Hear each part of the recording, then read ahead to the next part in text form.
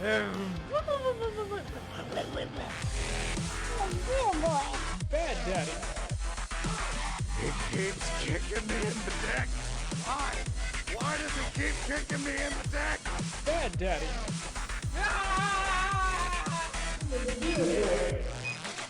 Not your son. Let's get the treadmill going. Hello, everybody. I'm Uncommon. Welcome to Uncommon Howdy. Gaming. I did just unmute them. Damn it. Well played.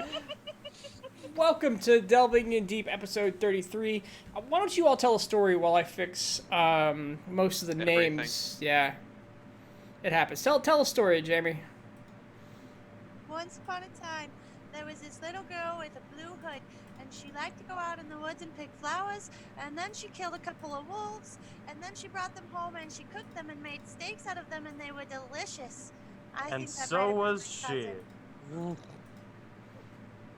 The way this story started, I thought Jamie was going to start roasting me with the blue hood. Little blue Connor, alone in the woods. You give me way too much credit for my He improv. was It's not going- that witty. He was going to die and get lost in the woods. It wasn't until his fat-ass nose finally smelled the gingerbread in the forest. And Hey, so Casey, he went down the trail and... I guess we're all quiet compared to you. Oh, cool. That's perfect. Oh. Y'all could stay that way. Turn us up. All right, 1 second. Knox, say things. Ah! Oh God, not that loud. I need regular Knox voice. We're doing sound checks here. You blue hooded amateur. Fool. Good. Do it again. Ah! Okay, good enough. Ah! Ah! Hey. Well, that was creepy. Don't do that again. All right, ladies and gentlemen, welcome. There's always going to be at least 1 to 15 minutes of bullshit. But hello! I hope you guys are having a fantastic week, day, month, not year. Nobody should be having a fantastic year. This should be enough of that. We don't need to talk Best about year that. of my life.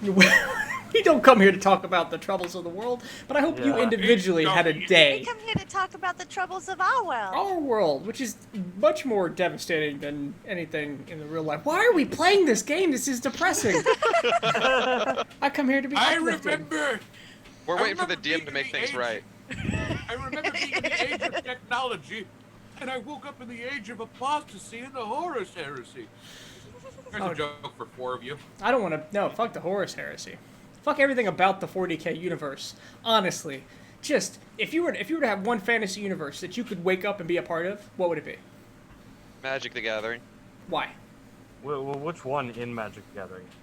Well, it doesn't matter because I'm going to be a planeswalker, so all Okay. of them. Okay. Planeswalker.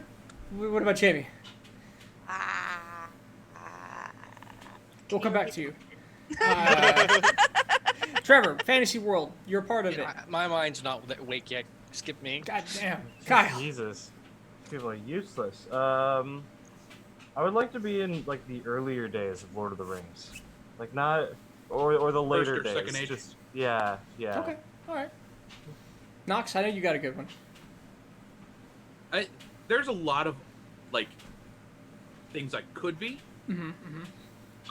If I wanted things to be fun and magical, I would probably go for I'd live in the fantasy world of Narnia after Prince Caspian. Okay. Okay.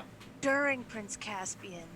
And no, after Prince Caspian, because I don't want to be like, oh yes, the tree ant grabs you by the ankle and beats you until your brains all over the floor. Oh, you see those pork? Yeah, we all want to choose the fantasy world that it has a nice, happy life. We obviously don't want to get to the middle of the big conflicts in the Lord of the Rings or the big conflicts of Narnia. Dude. If I was gonna be in Warhammer though, Yeah. I'd be in Warhammer Fantasy, and I'd be in the Age of Storms at the Days of Thunder at the beginning of. Are you trying to choose the best part and it's at the very beginning? Because everything after that's shit? It's the first 100,000 years of Warhammer. Oh, man.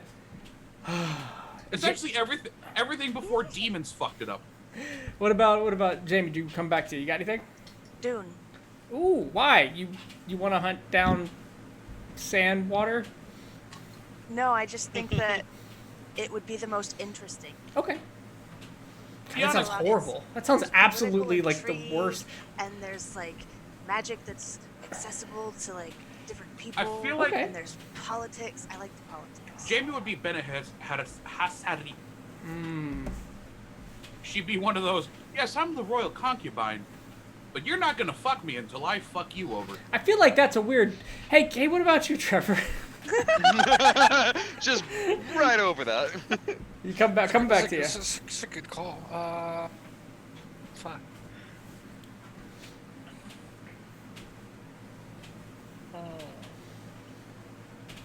Also, when we said fantasy, were we opening it up to sci-fi? It don't matter. Star Wars. Yeah, Star Wars. Star Wars is filled with too much like, I don't know, like you're a Jedi and that's cool, or it's really boring, or it's really like not boring and that's just as scary. There are a lot of other cool. like. Okay, so you can Here's the thing, I live think 100 lifetimes in Star Wars and not find everything, or you can live 100 lifetimes in Star Wars and everything just be mundane, but you're in the fucking future past. I am putting, like, when I think about this, I think about like random chance. You know, I'm gonna probably end up an average dude in an average situation. So when you're like smuggler, you're probably not living past 25. You fucked up. You're under a hut, and life sucks, right? When I think Dune or Lord of the Rings, like I'm in the middle of a battle and I'm probably gonna die before I'm 25, and this sucks. So if you're almost guaranteed to be an average person, we're probably gonna look at some animes then. Like My Hero Academia, put me there, buddy. Like, Oh, I was thinking like, or on Host Club. Let me just at least enjoy myself. Sword Art That's Online, hilarious. an average dude with access to those video games. Yeah, absolutely. Fairy Tale. Fairy Tale, right? Maybe. There's no average in their guild. And almost no one dies. you're in and the if guild. you die, you just come back. If you're in the guild, or you're just like the Unless you're a blacksmith. dragon, Larry. Unless you're a dragon. Yeah, yeah. EVE Online's another cool one because everybody's immortal in travel space. Oh, well, the immortals are Sure. immortal. But anyway, I told you, 15 minutes of bullshit ready for you.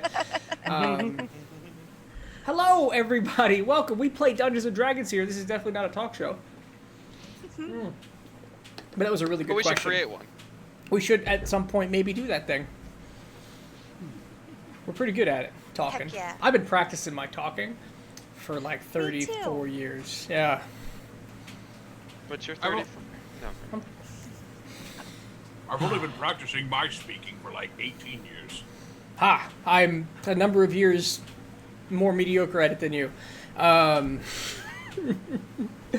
Well, I spent 16 of those being an actor. I will tell you that originally, the Delving in Deep show, the plan was to follow up the Tuesday episode with a Wednesday world building, where I would plan the next episode live in front of people with all kinds of spoilers and things. Interesting.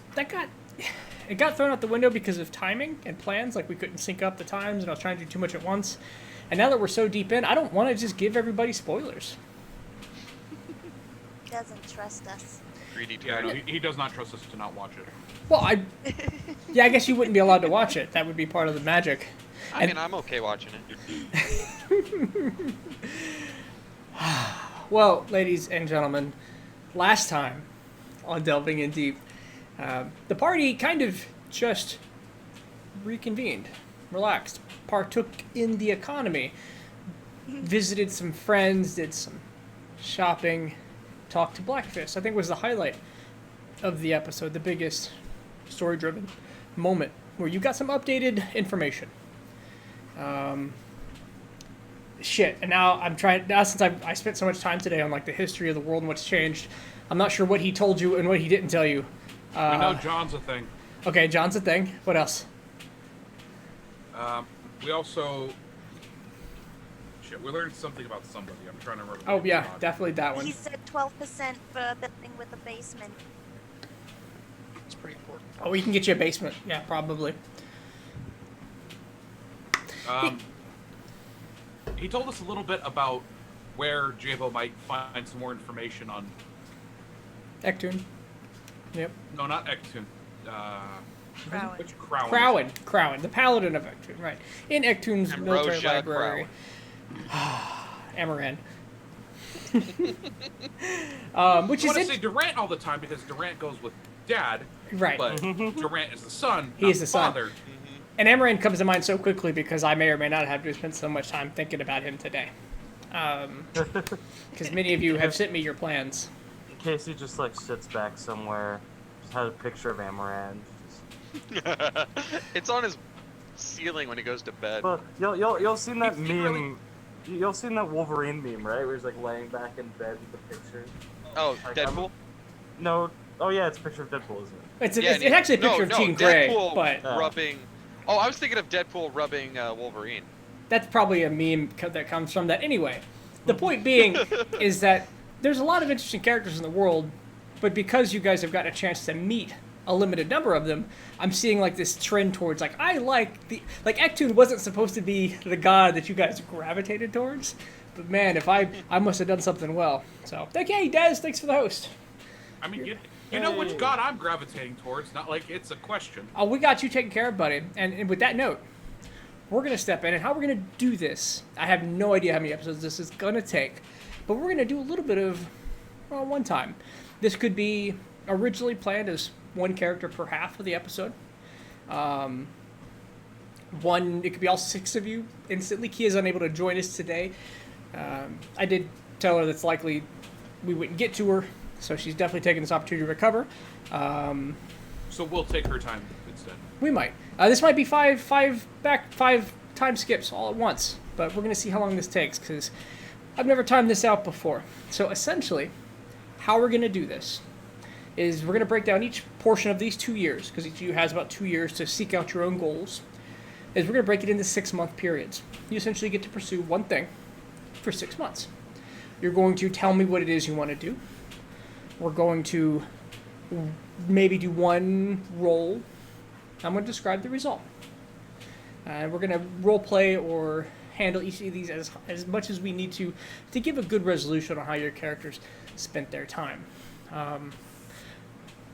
With that, we're going to kick off first with Nox. Now, Nox,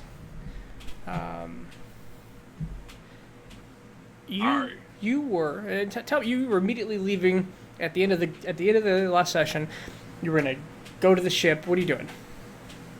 I got grabbed by somebody. Middle-aged That's lady. right.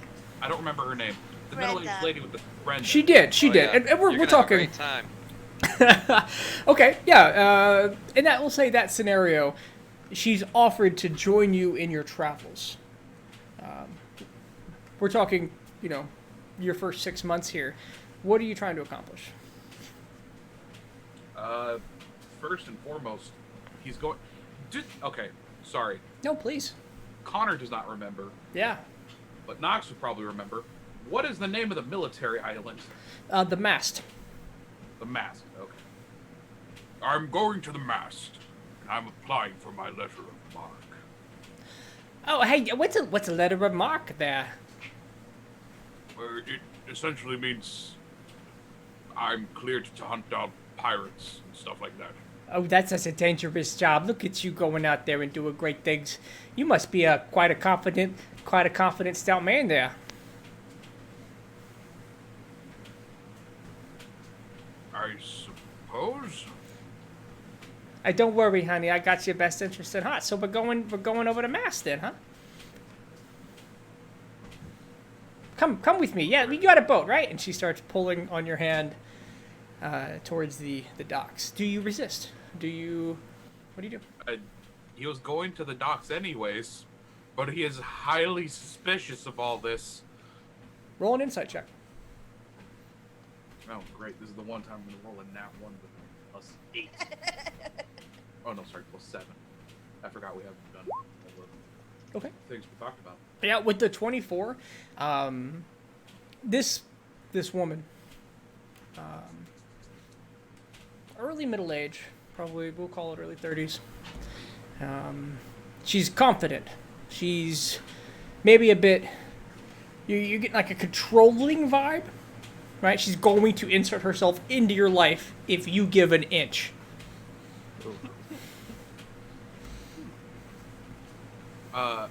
Knox was, excuse me, I need to go through the little dwarfs real quick.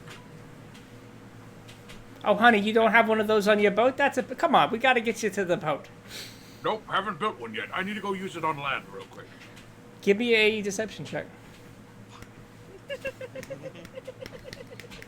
+1, don't fail me now.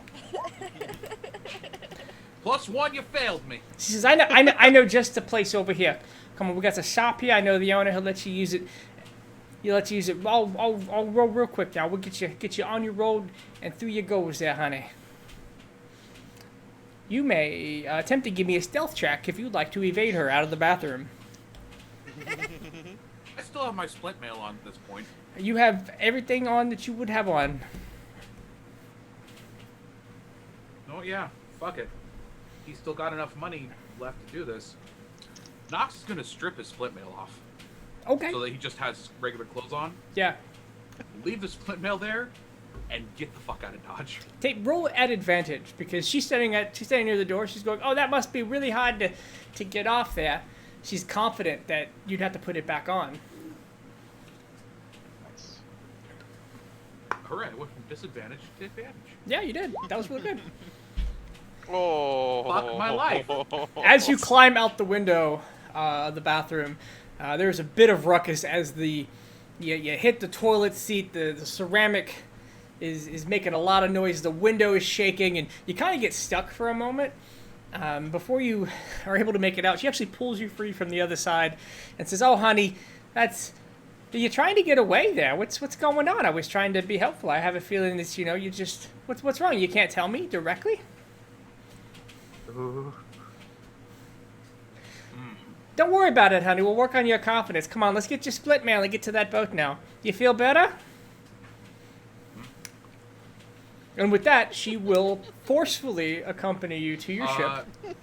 Yeah, no, before that, Nox is gonna cast a spell. Okay, what do you want? After you get your split mail back on? No. He's leaving that ship behind at this point.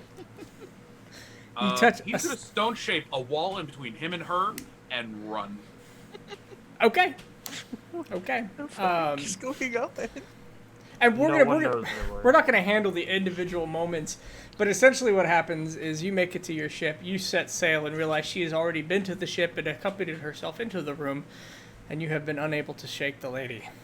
Damn, this is like Looney Tunes style shit. Like with Pepe Le Pew. It's very much Pepe Le Pew.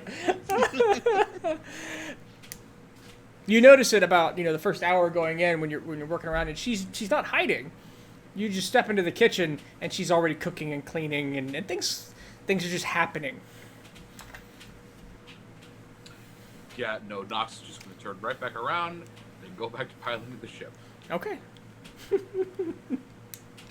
All right. So I played the nice pirate on Sunday, and this is how you do me, Casey. hey. You only get so many failed rolls to avoid this NPC that's forcing herself onto your crew. I forgot her name. Shit. Brenda. Thank you, Brenda. You may mark down Brenda as the cook on your ship. This is a point where you're gonna miss Shelt, because Shelt would have just killed this bitch. Oh no, he already misses Shelt. Oh, Shelt would have been able to get him out of that situation Mad stealthily. Kaiser, Mad 10 Kaiser. gift Holy subs. shit, Mad Kaiser. Jesus. Thank you so much for hanging out and supporting the channel and delving in deep. From the bottom of our hearts. Thanks for dealing with my bullshit. So, 33 episodes. now we're going to talk large scale. Because we got your exit. First 6 months. What are you trying to do? Going to the mast, and while there, Nox is going to attempt to get a meeting with the Siren and also apply for his letter of marque. Okay, before that happens, do you ever attach that clasp to the cloak? He was going to do that. I just didn't write that in anywhere. You've got like a Yeah, week-long journey, would you? He'll put it on during that week-long journey. let's say the first evening you're settling in on the boat and you're getting your stuff set up. You get the cloak on, you get the clasp working. You know, the bottom half of the boat, the top half of the sails. You put it on. There is a voice on the other end. A woman comes across and says, "Oh hell! Finally, you put it on. Fuck all, Nox. It took you damn long enough. What's it been like? 3 months?" Do you recognize this person? History check. Because we sort of played it off that he's met her before. I don't know if he'd remember what her voice sounds like. Yeah, this is the siren. This is a direct link to the siren mentally. Hey, stop with your pitter-patter, Endorf. Listen, hey, Krolom is back. He's at the mast. He's called you forth. Get over here, quick. Holy shit. And Nox will just pass out. Give me a D4. Cool. Hour No, later. that's like, Huh? hey, God's back. It's like that scene, the roller coaster video from before, where the guy's like screaming and then passes out, wakes up, screams, and then passes out again. You awake to two voices. Well, you wake to one voice. You do have a lot of voices. You do. I've got 3 female voices right now. Well, one. I mean, Aram. one's a dragon. It's kind of a female voice. I definitely need to get more of my feminine "How dare you" voice going. But that's the voice you wake up to. But you wake up, and the highlight here is you're actually tucked into bed, nice and cozy. The blanket's kind of under your back, and the voice from your sword reaching out, going, "Hey, hey, hey! Oh, hey, good, Hey. awesome. Hey, that lady is she, and she's pushy."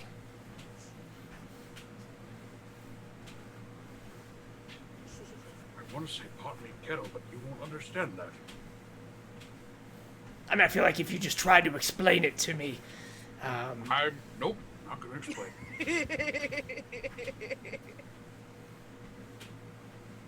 hey, you've been out for like an hour. What's going on, buddy? So God's back. Oh, that's fun. Which one? Krolom. I don't know why I asked which one. I don't actually. No. Hey, that's cool, man. Essentially my god. He's been missing for a very long time. That must be so super cool for you. Maybe? I don't know what to feel right now. I'm like seconds away from probably passing out again, so I'm gonna stand up now. Slowly. Yeah. And Nox will get himself out of bed like, oh god, I wish I'd saved that vodka for right now. Why did I drink it earlier? Oh god. Alright, Nox, you got this. Let's go. Don't pass out again. And Nox will go out onto the deck and figure out the course to get to the mast faster. Okay, go ahead and give me a navigation check. Cool. Actually, we don't need to do this. We're time skipping. I need to stop treating this like a normal day episode. You arrive roughly 4 days later. You make your way onto the mast. You easily identify yourself at the dock. Brenda stays behind. She turned out to have been a great help. There were many moments while navigating the ship that you realized you needed more than one person and a talking sword. Brenda went a long way. You make your way on, and the mast itself is this large military island. It's these rocky shores that go immediately into these large stone walls. There's no beach. There's only piers inside of another wall that dips into the sea. There are dozens of ships, dozens of open piers, and you find your way to one. You dock. You give your name and go ahead. It's the One Piece Navy dock. Yeah, that's fine. That sounds awesome. It's perfect. You are escorted into the we'll say through the garrison into the headquarters. And the siren's not there immediately to greet you, but you're escorted swiftly to her office. And you're asked to wait outside, and the moments grow long, and after about 15 minutes, she steps out. And what you see in front of you is a tall, muscular woman. Deep brown skin with a kind of a whitish hair. Older woman. It's pulled back into a tight bun. She's got 2 swords strapped onto her belt and a long coat, long naval officer's coat. That I steal from One Piece because that looks cool as shit in my mind. And she looks at you and says, "Hey, how you doing?" Yeah, no, he like stand up like, "Mom." Good. Hey, no, put your hands down. You're not part of my navy. I mean, yeah, we'll talk about that. Hey, as it turns out, you're on the list. The list. Yeah, so here, come in the office. Come in the office. She looks around and she gestures for you to come in. It's a fairly large office, probably the size of a small apartment. It's got its own large meeting table. There's even a cot off in the corner for those late nights. Huge desks and maps and laid out. She gestures to a chair at a smaller table, more personal table, to have you sit down. And Okay, so the class sending stone. You put it on, it signaled me. That answers your questions. Speeding things up. Thank you. Oh, doing it again. Thank you again. You're welcome. Quilome is back. It's been back for about a month.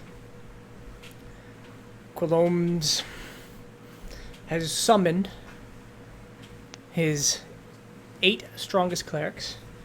You're number 6. sorry. Just need a breather real quick.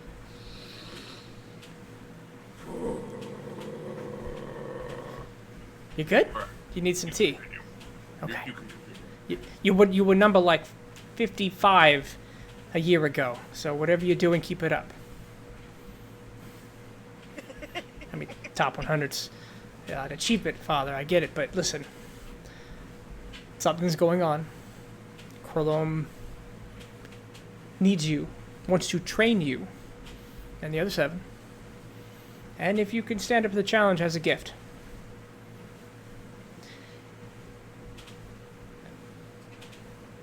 You're a little late. The others have been at it for some time. You've got about half the time remaining. It could kill you. Are you prepared? Bring it on. Okay. Get your affairs in order. Get your ship set up. Get your crew docked. There's a inn near the piers you can set them up in, and meet me back here tomorrow morning.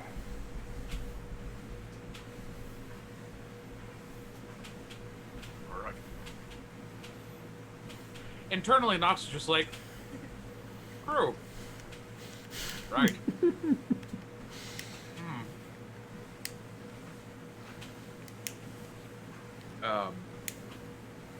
But yeah. Okay. For the rest of our instruction.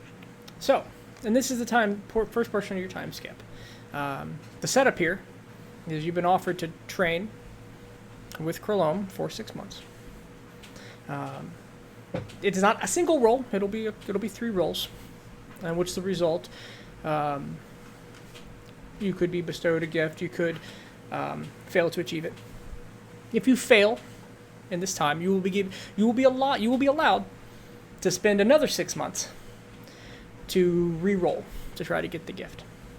And you may use your entire 2 years here if your rolls are bad enough and you want to persist here, or you can go out and pursue your other goals. So, in this setup, What I'm going to need are a Constitution saving throw, Okay. a religion check, Mm-hmm. and a divine intervention. All right. So here's that con saving throw. All right. The training is tough. It's rigorous. You're not even introduced to Krolome in the first weeks. When you meet Krolome, the first time setting eyes on a god, you find barely a creature. It's more of a being made of energy. Translucent skin, covered in normal clothes, fashioned after the officers' outfits of his own navy. Large hat, kind of swirling in energy and aura, kind of hard to look directly at for any period of time. A lot of your time spent studying under Krolome, this god figure, this bluish yellow swirl of translucent flesh. It's kind of been averting your eyes. Like, not quite staring at the sun, but not quite not. You could feel the power. Lips, glasses. The Constitution check is because you are this close to your source of magic that everything comes to you easily. Your spell slots aren't an issue. You just have spells. You can just cast. You begin pushing the limits, reaching new heights, training and trying to survive that stress. And Spoopy's giving you an inspiration. Please make your religion check. I will use my inspiration for that. That's a 0, bud. Hey! Oh my! Holy crap! Thank you, Spoopy. You Jesus. saved him on that one Just for significantly. Halo Spoopy, Mother of Grace. Krolome, you notice, doesn't talk. There's no voice that booms and gives commands. It's an insight. It's a feeling. It's a you know the right thing. You're being talked to indirectly. You are surrounded throughout this training by 7 other clerics, one of which being the Siren, the head of the class. You're all arranged every day in order. 1 on the far right, 8 on the far left, lined up and going through prayers and practices and sparring and partnering up. You come in near the end of the 3rd month and you find your position is moved up to position number 4. Sorry. I need to have straight face. Straight face. You weren't so much told as when you entered, you knew that was your spot. And those who were ahead of you had left it open. Your training continues as you begin to understand the value and the freedom that Krolome offers. It's almost, it rips you away a bit because you're in this very strict regiment while also being overwhelmed with not only the magical energies of Krolome, but the pure idea of freedom constantly in your heart telling you, leave. The walls are confining. Get out of here. Go explore. It's hard to resist, but you manage. You do not leave your training early. Go ahead and give me your divine intervention. Just give me a D100. It's not a real divine intervention check, but you're giving me a D100. Okay. Higher is always better. And in this scenario, Except for divine intervention. at the yes, except for divine intervention, in this moment, you find this connection where you're able to funnel in and reach out to the energy. All this time that you spent away or not feeling your God's response, it was always there. You actually find where you reach out to. It was always listening. It was always providing you your power. Every time you cast a spell was your direct connection. You were able to find that more intuitively as you practice reaching out. And on that 5th month, there's only 6 of you left. Number 8 and number 6 left. Pulled by freedom. They just left, and it was the last 6 of you. For your success in this training, you, at the end of this, are bestowed a gift. Your divine intervention now succeeds at a plus 15, meaning your level plus 15. As you find that connection and you draw it in closer, the promise that Krolome will intervene for you directly when you need it. But you must also trust Krolome when he doesn't intervene, that you do not need it. 1 second.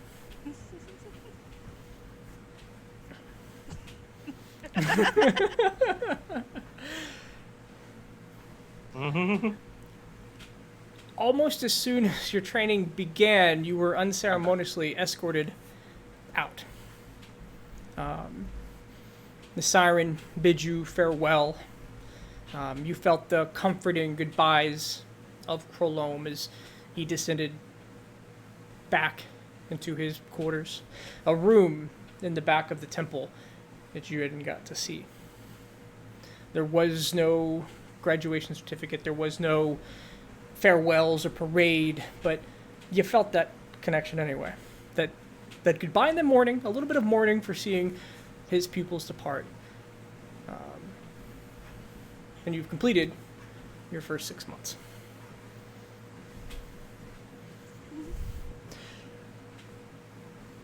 You were also given your writ of mark, or letter of mark. So, what does Nox do? Well, after that display, now it's time to go build a ship. Okay. And he's gonna go to where the strongest, tallest trees in the world are. The border of Krolome and Santalis. Okay. You make your way on your ship, in tow with your one crew member plus sword. You find that when you get back to the ship, it's been stocked. It is spotless, head to toe, sanded, cleaned, wiped, oiled. Damn, Brenda. It smells nice. Well, she's had 6 months. But she keeps her distance from you respectfully, if not still insistent and talkative. She's not making romantic advances, is what I'm getting at.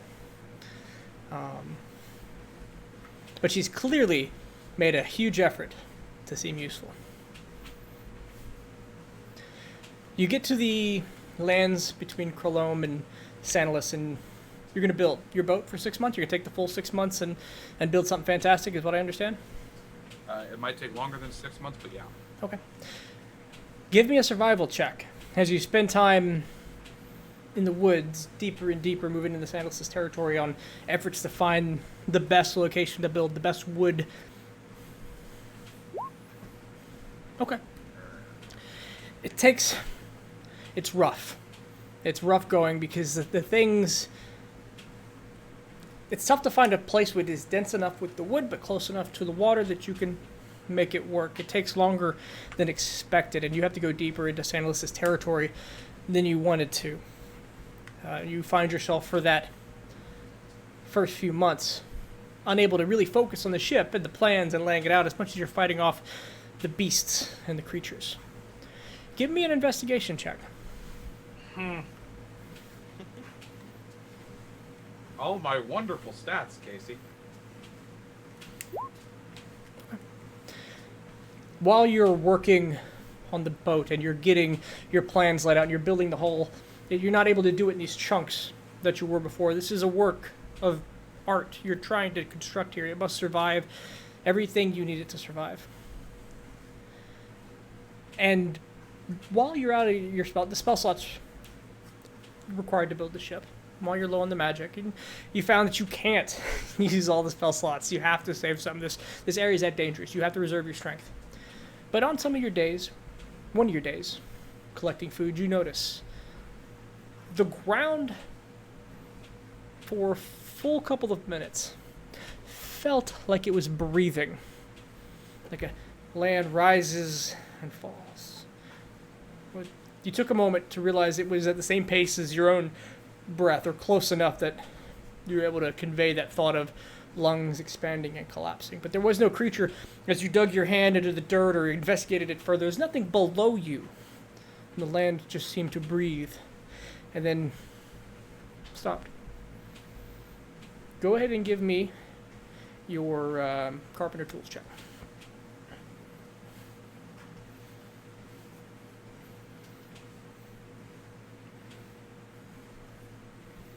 With wisdom?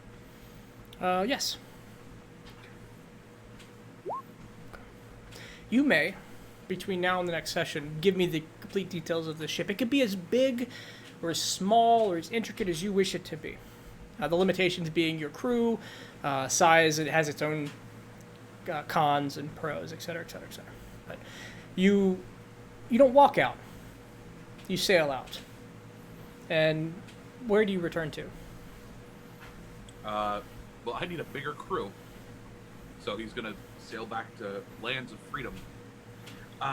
He's gonna leave Jellycoy alone because as much as he loves the people there, they got their own fucking problems. Okay. So he's gonna go to the eastern side of, I think that's east. No, that's west. Western side of Krolom. I know direction. The western side of Krolom and recruit over there. Okay. Give me a charisma check. Persuasion.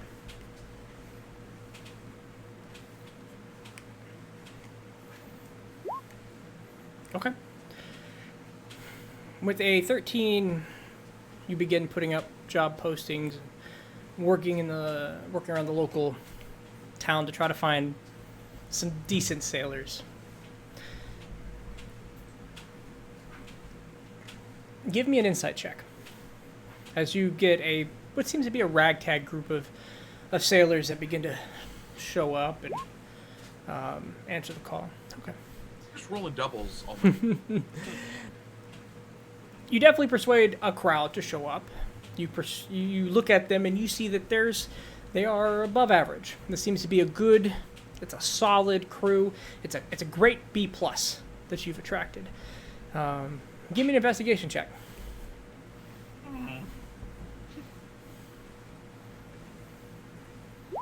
Okay. There's Really going nothing. after me with these in checks. There's nothing suspicious here, Nox. Everything seems on the up and up. You seem to have recruited an above average crew for your ship. They begin to take to each of their duties. You assign out the tasks. They demand a above average pay for their above average talents. But you have the coffers, and in the past have had the income to handle it. And we can talk about, let's talk about specifics now. How big is your ship and how many crew? We're going to talk about size of your ship. How many crew do you need? And then that'll limit the size you give me. Sorry, give me just a second. I had all these numbers written down somewhere. Oh, yeah, sure. Not that one. Come on. Definitely background check, Spoopy. Jesus Christ, I have way too many notes on here. Here we go. Pixel 2.0.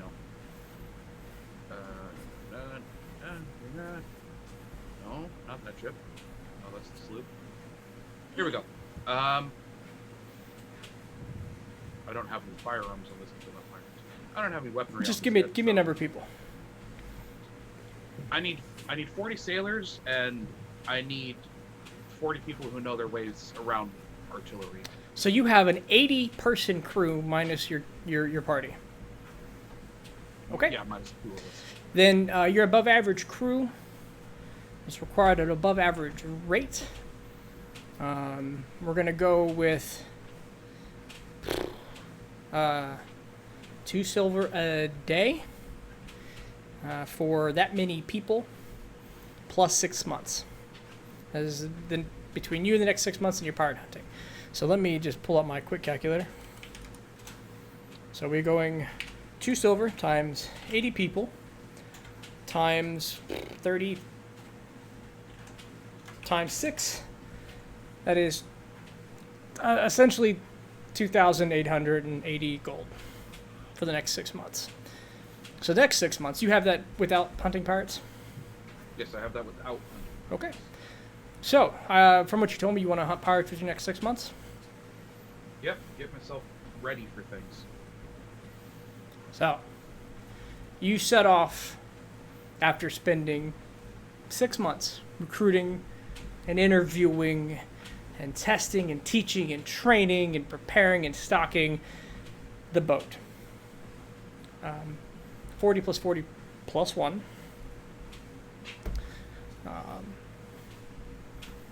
And you set off to pirate hunt. Give me first a...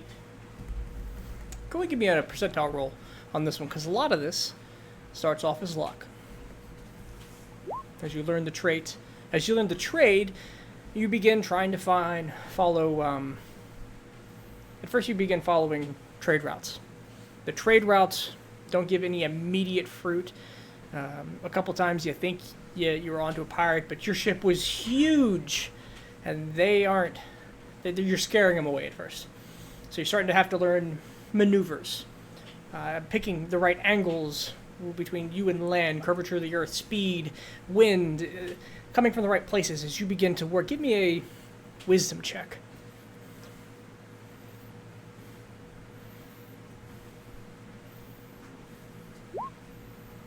All right, 18 wisdom. You get the tactics down, and you begin to start collecting pirate heads, ships.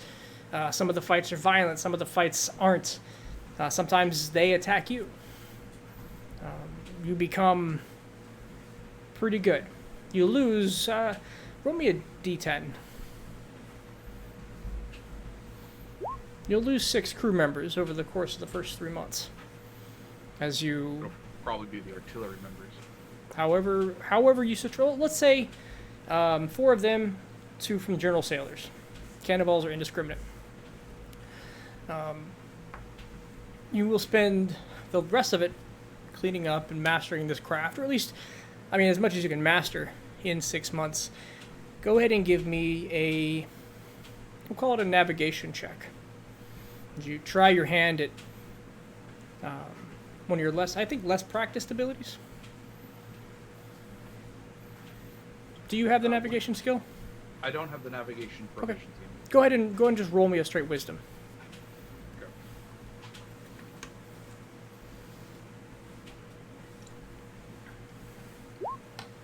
Okay.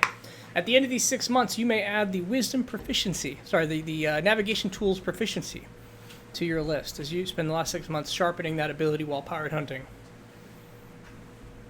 And you will roll into port occasionally, restocking, refueling, replacing your recruits, and you will successfully have paid their 2,880 gold paychecks, and will have accumulated another 4,000 gold. Okay, so I don't subtract the original 2,800, or I do subtract. Don't. I've taken that out of your your winnings. And a small number of ships that you described to me before, you want to both turn into Ektun's Navy and leave some in Jellicoe. Krolom's Navy. Krolom's Navy, excuse me. There are more than one. And then small swift ships he's going to give to his good friend Joy for her thing that we'll discover in a little bit. Okay. And before we wrap up your 2 years, is there anything, any last minutes I need to know about? Oh, sorry. How about I reveal the name of the ship? Because Go ahead. there was a bunch of viewer interaction. So the initials that won were HOTD, which stands for the Harvester of the Depths. And Nox at some point will have gotten a giant orca motif on the side of it. We'll say that your orca motif is finished for you as you return back at the end of your pirate hunting. The commission is done, and it's good. It follows the bow of the ship, comes out, and extends out as if swallowing a foe in front of it.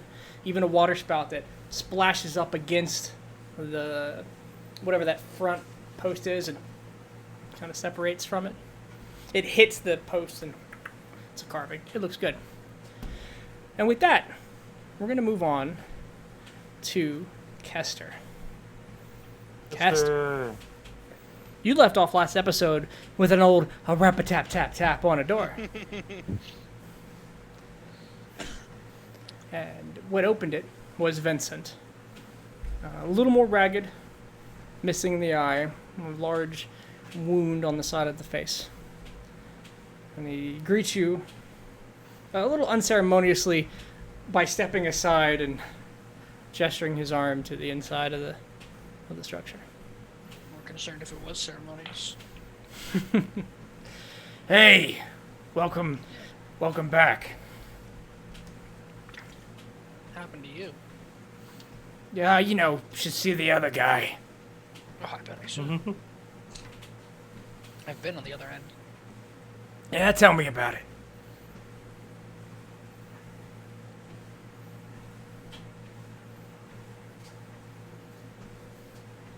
You never mind. Doesn't matter. Oh, yeah, I was me. Yeah. You've I feel like come. you got dumber. Maybe a little bit. You've come back for more, huh? For now, maybe a little more. I just got curious to see how you were doing, really. And especially after little Timmy over there was making eyes at me in the street. Yeah, he's good at that, making eyes, and generally be in my eyes. Let me know you had come back. Well, needless to say, there's definitely some more things I can teach you. But, last time was child's play. I only had you for a few days. So if you're gonna commit to this, I'm gonna need some real-time commitment from you, Kester. I got plenty of time. It'll be worth it if you survive it. I promise. Let's see what you got. Okay. So, like Nox's, this is a series of skill checks that if you perform well enough at, there's a reward at the end. And if you fail, you can keep retrying, but it will eat into the months and the things that you want to accomplish.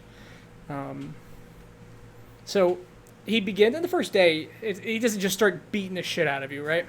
God, I hope not. He does bring you in, and he has dinner ready. He sits down. You guys talk for the evening. You catch up. You find out that he's been traveling in and out of Fortix territory, trying to figure out what's going on over there. He's learned some things. He's brought some things back, but unfortunately, Fortix is still a mystery to him. What he explains to you the next day is he spent some time honing. He focused on his martial talents. He wandered into Sanilis's territory and just left his spellbook behind. He came out with the wound, with the eye missing, and with a couple of insights.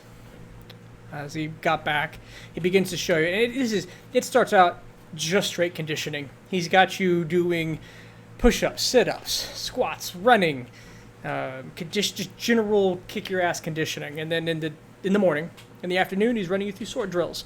He's showing you things that you haven't seen before.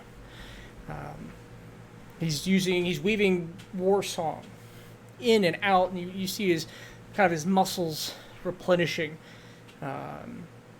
mid combat. He's pulling out maneuvers. Generally, this is where the kicking your ass begins.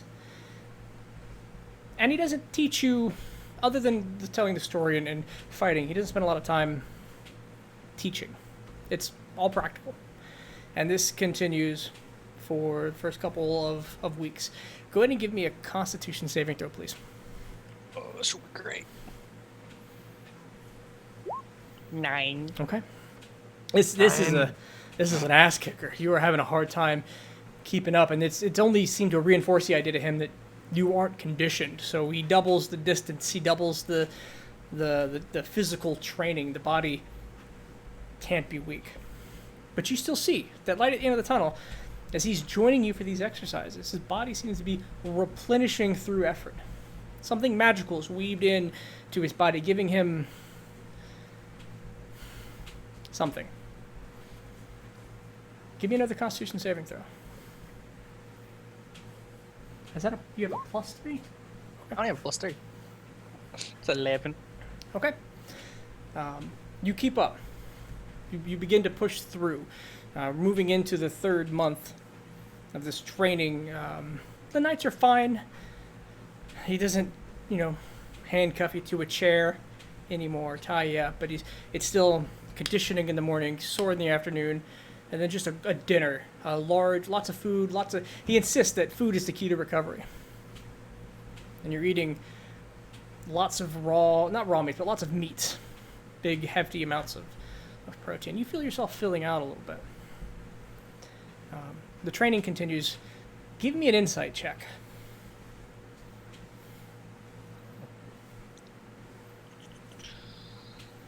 Oh, 'cause I'm so good at this too. 17. Huh? Okay. Oh, good. You start to see something. You start to be able to feel those magical energies. The time you spent investigating all the magical items and doing your research on the ship, it starts to connect with the physical presence of what's going on. You begin to try to tap into it, and he notices. He notices something click, and something in your body begins to shift, and he starts getting faster. If you thought possible, he starts maneuvering twice as fast. And he starts pressing the advantage again when you thought you were catching up.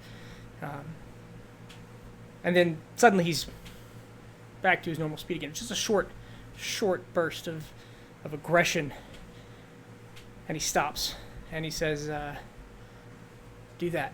And you spend the last of your 6 months seeing that. Once a day, when you're at your targets, you'll see him speed up out of nowhere, and he just brings a second burst of energy. And at the conclusion of your 6 months, near the end of your 6 months, you catch on. You begin to feel it all click, and it's right when you're the most exhausted, right when your body is the most tired, which is getting harder and harder to do every day, as you've conditioned yourself.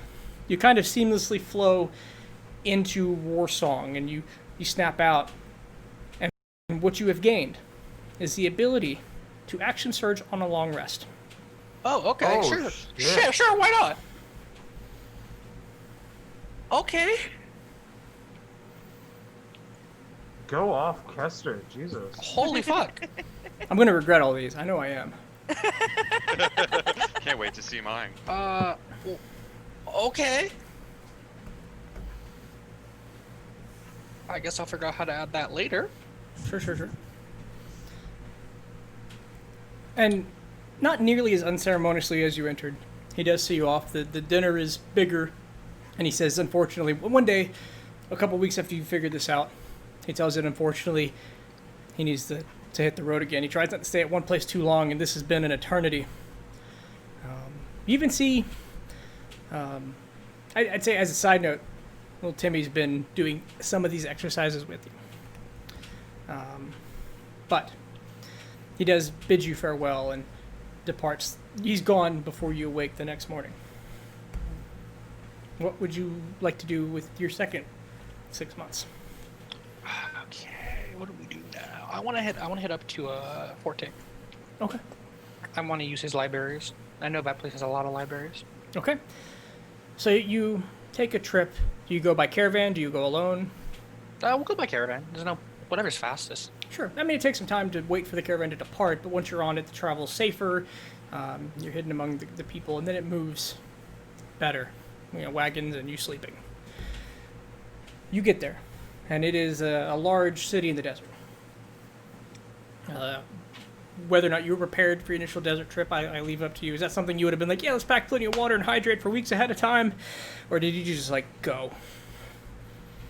Oh, God. I hope I planned for that. Hey, it's just I whatever think I'm Kester would smart do. enough to do that.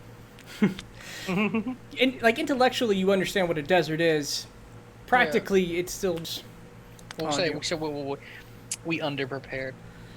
What you do find is that, that muscle that you were building, that conditioning, helps keep you moving, but you're missing the morning exercise. Maybe the first morning you try to go on a run again to keep it up, but it's a desert and it fucking sucks.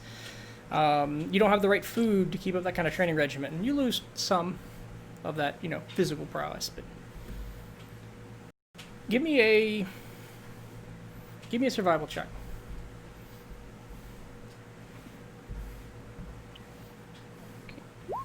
Okay. You aren't a nuisance of the caravan. You do well to pull your own weight or pull your own pockets. The journey goes nearly uninterrupted. You save the crew from a few ambushes on the roads. You make it to Fortic's vast libraries, a center tower spiraling into the sky. Almost, it feels like it reaches the clouds. It's the illusion is only disrupted by this large hole near the top of the tower that's been blown out. A vortex of energy seems to just be persistent in that space. Any of the debris that would have come from it seems to have been long dragged away, and nobody's taking a lot of time to gape at it, save for those on your trip who haven't been here recently. You find your way shortly into the libraries, and there are plenty of books, untold volumes. The amount of time you spend here, you could accomplish quite a bit. What are you looking for? Holy shit, it's a lot of books. Books. I'm looking for runes and sites of great magic, specifically. Runes and sites of great magic. Okay. Because those typically. You looking for like teleportation runes? Oh, geez, I can think. I was like runes of old city parts and old stuff like that. Oh, ruins. Ruins, my mistake. Okay. Go ahead and give me an investigation check. There we go. You take the time and the hours to really dive in to these libraries. And the hardest part, of course, is figuring out the card catalog system. With the help of librarians and attendants, you manage to, through kind of vast sections, but then you're still left with hundreds of books on topics, and many of them mundane and uninteresting, but they hide gems, small bits of information that over the next several months you begin to parse through and try to pick up knowledge. Now, is there anything particular you want to know about ruins and settlements? Good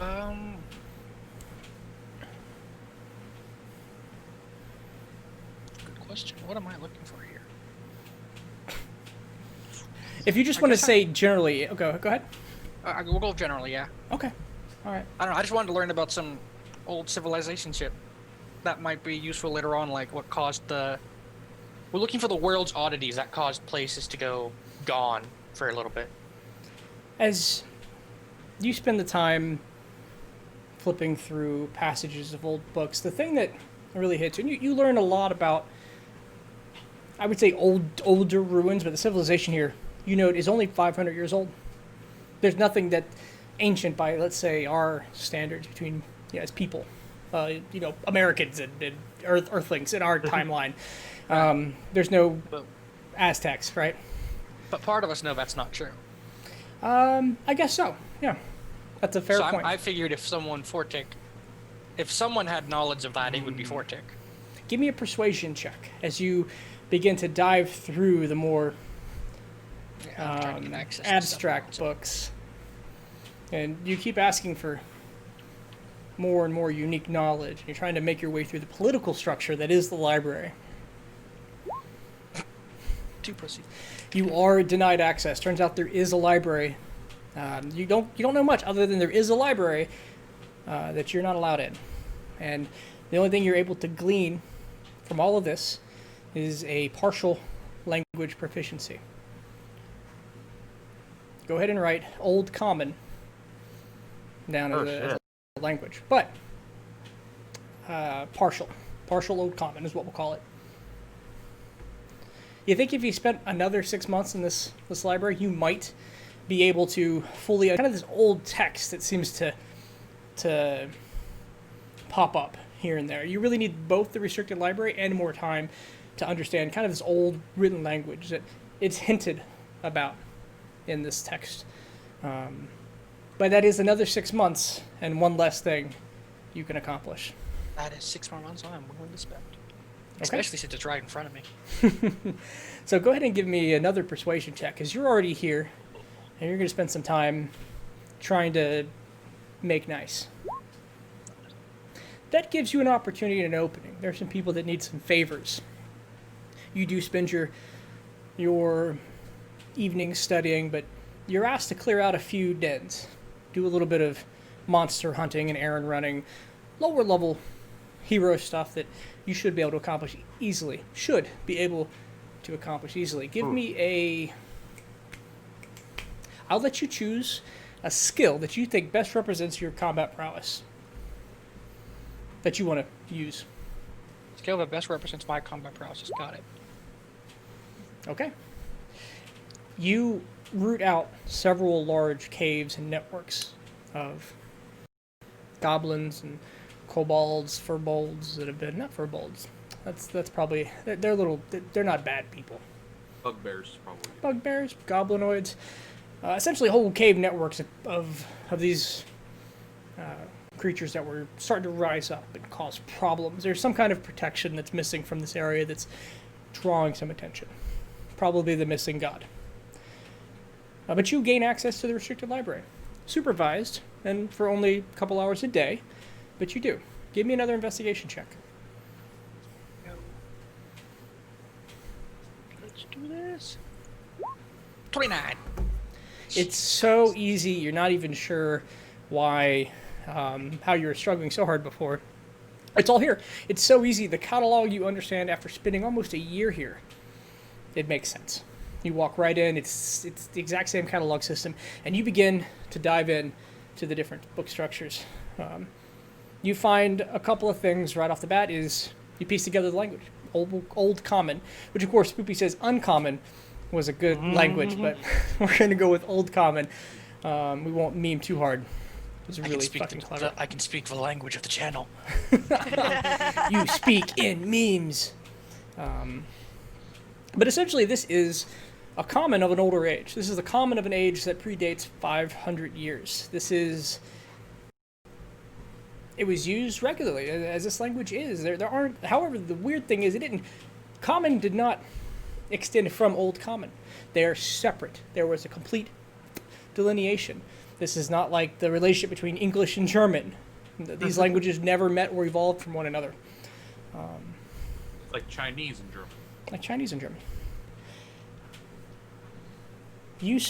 With that, you're at the end of your 6 months. You have access to the restricted library, but you don't have any insight on what there might be left to learn. There were no books that were like, this was the old world. Yeah, but there's definitely weird shit about it. Sure. Or bits and pieces. Yeah, you think with a specific goal in mind, you wouldn't accomplish anything with another 6 months. Could you say that one part? I couldn't quite hear you. Without a specific goal in mind, you don't think another 6 months here would do you any good right now. So, you have 2 more goals on your list that I'm aware of. You get one of them. What would you like to do? I get one of them. Ooh,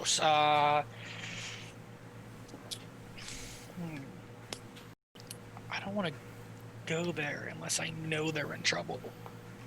I don't know they're in there fine. What is the word? Is it possible during these 6 months to have word of what was going on in Dominimus Island during this time? Or is there zero communication? Completely cut off. Nope. Completely cut off.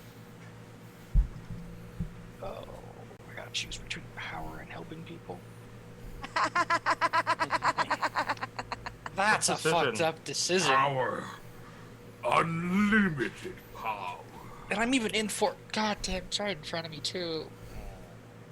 We gotta go what's in front of us. I'm gonna use... So I have the proficiency in the old language. I'm gonna see if I can get some access to the older magics that might have been used there. Ooh. So are you... We're gonna... Because... What are you doing? So you stay in the library? You're going to... We're staying in the library. We're gonna try to use that restricted section to gain access to some of the older magics that might have been used in the old world. All right. Give me... We're gonna piss Imlo off, I guess. Give me an Arcana check and an Investigation check. Both of them. We'll knock 2 of your 3 skills off right off the bat. Not bad. And boop. Okay. All right. You sit in the library, and you're starting to wear thin the patience of the escorts. They thought you would be gone, but you're able to convince them to hold on a little longer as you begin to delve into the books. You begin to sort through the runes and actually understand the language. Some of it's coming easier.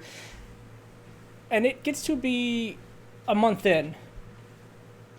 And I need another persuasion check for you to maintain your shit. presence in the restricted library. I'm just glad it wasn't people in red showing up. We have a different problem. You were given one more week due to your services, but the time you've spent here is expansive. And they let you have that full access. They even give you an A. And for a week, you piece together pieces of a spell. Pieces of something that you think would work in conjunction with your talents. But you're not strong enough to cast it. You understand it, the principles and the techniques, but you think it's going to be an 8th level spell. Shit. You think. Because you still need to get back to me with your full design. But you think if you had more time, you could bring it down to 7th level, but unfortunately, you just weren't given that. And for the last, I'm going to assume, for the last month of your time here, you'll be traveling back. Yeah. Okay. So go ahead and get me those details. Fully create it in D&D Beyond. You're using 2 spells and kind of combining them. And I'm going to balance that a bit with your spell slots and that roll. Sounds good. It ain't gonna be super sexy. I'm gonna make this one balanced. I already got an action church. I don't want anything else. Alright. On a long rest. Sure. That's still really useful as a wizard. Holy Yeah, shit. it's God, pretty yeah, let's disgusting. go double fireballs.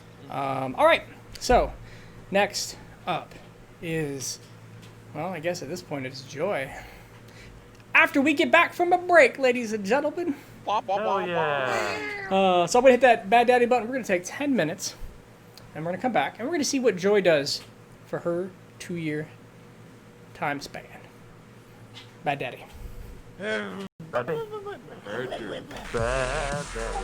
boy. Bad Daddy. It keeps kicking me in the deck. Why? Why does it keep kicking me in the deck?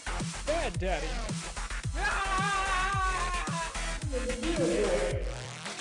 Not your son. Bad Daddy. Real boy.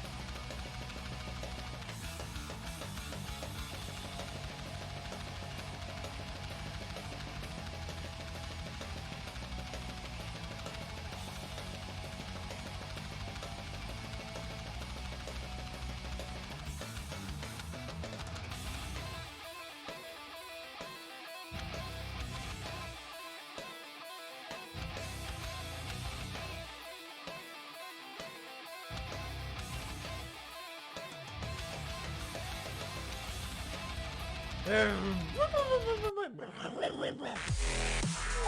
boy. Bad daddy. He keeps kicking me in the dick. Why? Why does he keep kicking me in the dick? Bad daddy.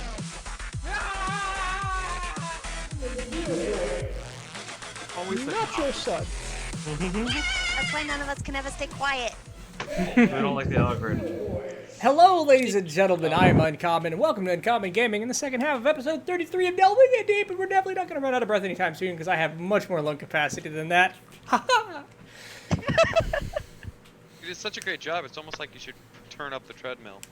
I mean, Oh. I would try. I would, but there just haven't been enough points. I can't just give you. Sounds like someone has it too high, or it should be 5,000 to a 0.2. Oh wait, no. You know, that's the wrong one. we'll say in the second half. I'll point two per 5,000. Double or nothing. Second half, Where's we'll the- do it. Where's the What are you at right now? There's the treadmill. 1.7. I've only had it 1.7. twice. Okay. 1.9. Oh, 2.1. Oh no, I've made a mistake. That was only 2. That was only two. Only two. Chill out, guys. It's my turn now. All right, we're gonna chill right out because Joy, you on your first. Well, everybody left, right? So everybody's leaving and going their own way. What is your plan? I want to go talk to Blackfist because I want to start a shipping company, mostly specializing in imports and exports. Okay. And I got some stuff he might understand.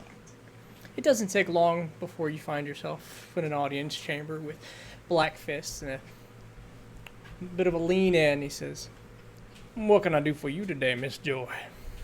Well, you see, I was mentioning needing that space to start a business, and I wanted to talk to you because I think that you might understand something about what I want to accomplish. He pulls a box closer to him, opens it up, and takes out a ring of keys and slides it across the table. He says, "Building across the street from Herbs and stuff." That's Steven's place. He's real nice. Turns out he's his place became a little run down and infested, and property value went down in the area. So we got a good deal. Makes sense. So, and it has a basement. It does. Small, All right. but available. So I got 4 ships from Knox coming, and I'd like to hire. Well, probably- that'll be a few months from now. Yeah, I know. They're coming. He's Oh, gonna okay. build them for me. But when that happens, I'd like to hire a crew, and I was thinking maybe you could help me with that. Give me a persuasion check.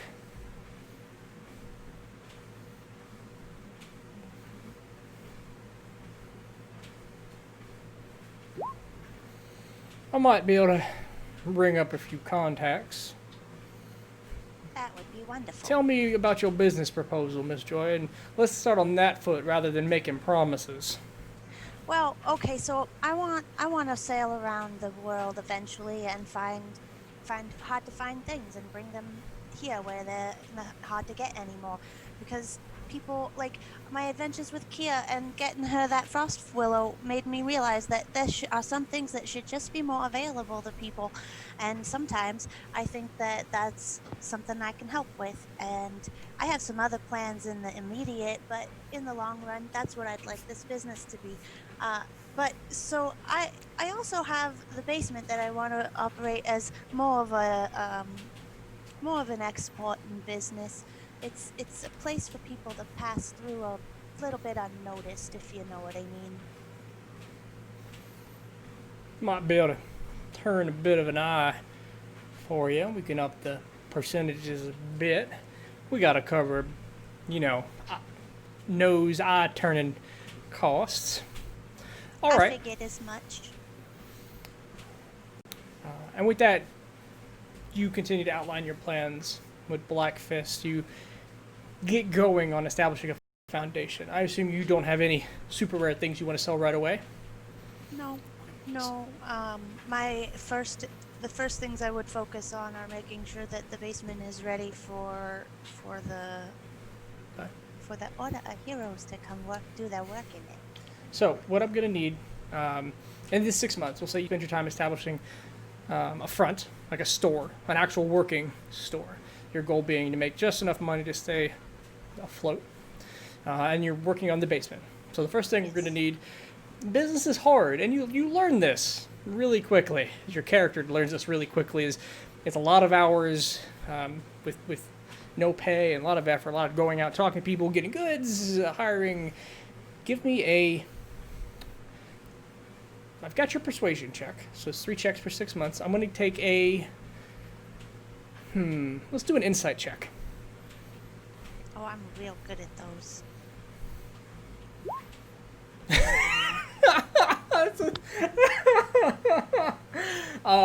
Wow. Oh, Can I use my inspiration on that one? uh, I've been saving it for a real long time. go ahead. Okay. I'm gonna unclick it so that I know I used it. It's still a 13, though. That's fantastic. I know, but it's still a natural one, and It that's is. not. And that's not. Okay, so you spend... Just when you're going to have to either organize the basement or the store before you run out of time, you start to dive into the thought of, I wonder what Kelly's up to. And listen to help with some of your closer friends as you provide her the business opportunity to open a store. She's into knitting and trinkets and those things, and you get her going. You get her a little machine, some basic supplies, fabrics, yarns, things like that to sell. You get her set up, and then while she's focused on getting that running, you start working down on the basement. I'm gonna need we'll call it a stealth check from Joy. Okay. Taking your time, working through the night, when nobody's around and the noise is minimum, you set up a small base of operations with a couple of escapes. You end up maneuvering some earth out of the way and getting exits into various parts of the city and connecting it to sewer lines and putting that place in with grates and locks and covers. And you think you got a place for some light rest and smuggling. You've got 3 entrances going into it, and it's relatively soundproof. And that will end up concluding kind of your first 6 month period as you've gained yourself a base of operations, a small, I'd say no income. You will get no income from this place until you start retrieving items worth selling, and then you'll be able to sell them at a higher rate. Woo! What would you like to do for your next 6 months? I want to go to Ectoon. All right. So that's an easy enough trip. Takes you more or less a week. Go ahead. I want to go and either sneak into seminary or talk to Mr. Crowan and get myself into that wonderful school of magic that they got over there. Okay. Give me a persuasion check.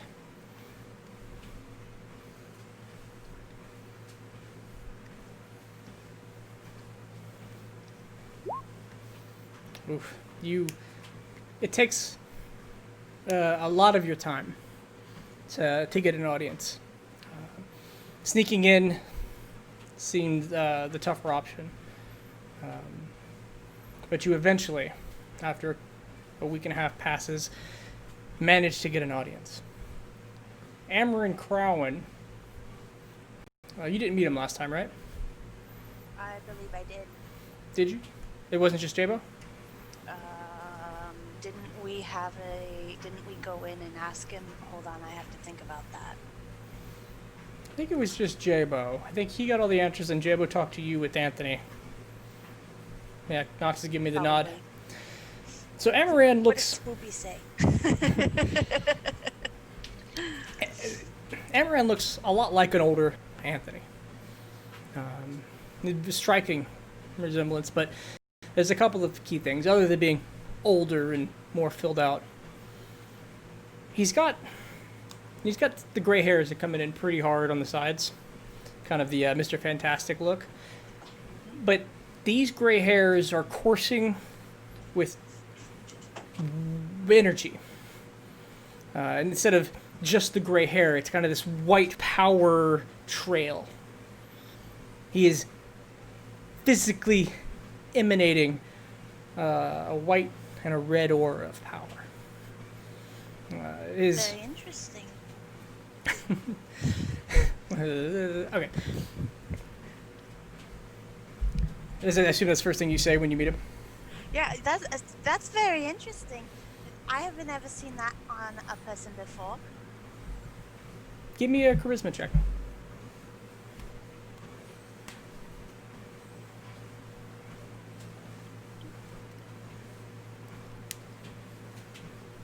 Surprisingly, as a bard, I'm not that good at these. He chuckles a bit to himself and says, when one's on the path to ascension, physical transformations, we're still figuring it out. So, Joy, what can Mr. I... Cowan, what does that mean? Because I've heard some things, and I'm wondering if they're connected. Miss Joy, I've got 10 minutes of my time on my calendar. What do you want to talk about? I want to go to seminary, and I want to protect Anthony. Well, I'm afraid you can go to seminary, but you won't find Anthony there anymore. Where's he gone? He's been summoned by Lord Ectoon. That's interesting. It is. We're very curious about it here ourselves. But seminary, we can do. I want to be able to fight next to him when the battle comes. I imagine that's a pretty... I imagined. What is it you hope to provide, my son? I just want to keep him safe. In seminary it is. And with that, he opens his drawer and he pulls out a letter. An envelope. Pulls out a couple of letters, sorts through them, takes two of them, puts them away, and then hands you the third. And says, already filled out. Train leaves in the morning. I appreciate this, Mr. Crowan, and I will leave. Okay. As you look at it, it is already filled out with your name. It's got essentially admittance to the ticket, and you depart for seminary. This timeline, nobody from the Delving group is going to be here. Oh, I figured as much. And you go ahead and give me, we're going to start right off, just give me a Constitution saving throw, and we'll start with that. We'll just do a quick exposition here of your time in seminary. We spent, oh wow, okay. So, you kind of know what to expect going into it. Of course I do.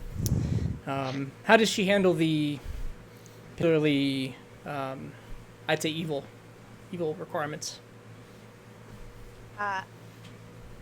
You're asked to be a goblin or... A lot like Granny does, because that Granny raised her in Sanilis. Okay.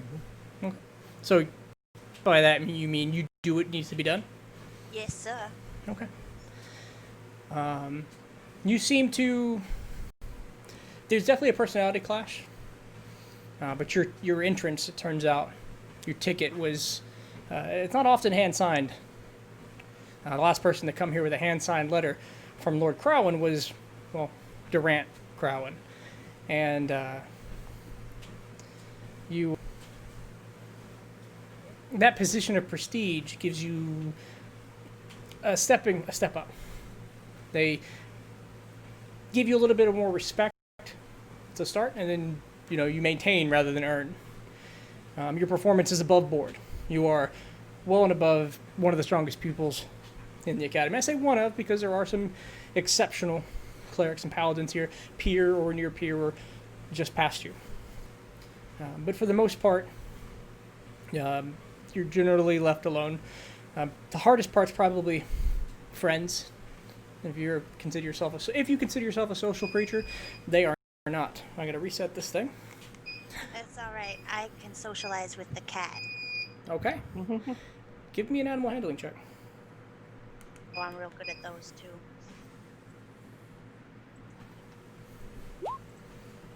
Okay. As you spend your nights and your evenings in seminary and learning the lessons of Ectoon, some kind of power. This kind of connection directly to Ectoon's power. It's similar to your own connection with Santalus. But Santalus is a god of life, creation, freedom, wonder, growth. Ectoon's a god of war, order, law. And there's particularly a day. Maybe you're frustrated, things aren't going your way. You tell somebody to leave you alone. How would you say that? Lay off. I'm not feeling it today. Would you just leave me alone? You realize that day, you realize a week later, you'd never see that person again. They're no longer wandering the halls. Their room is it still has all its things. They've just departed. They have left you alone. And we're going to add a feature, or you have earned the feature. Let me go, oh no, where's my notes? Voice of authority, as if you were an order cleric. Which, for you, since I'm sure you don't have the cleric class memorized like Nox does. Let me pull it back up. Well, Nox is really enjoying that you have this based on its face. Starting at first level, you can invoke Word of Law to drive an ally to attack. If you cast a spell with a spell slot of first level or higher and target an ally with that spell, that ally can then use their reaction after that spell to make one weapon attack against a creature of your choice that you can see. If the spell targets more than one ally, you choose which ally. So essentially, you can cure Kester and say, Kester attack, and he gets to use his reaction to make an attack. Sweet. So it is, That's gonna be real helpful when we go to fight. it's pretty good. You get to use that, yeah, essentially that's pretty good. We won't push it past that. Okay. And at the end of 6 months, do you leave the seminary? Do you feel like there might be more to learn, or you might be wasting your time?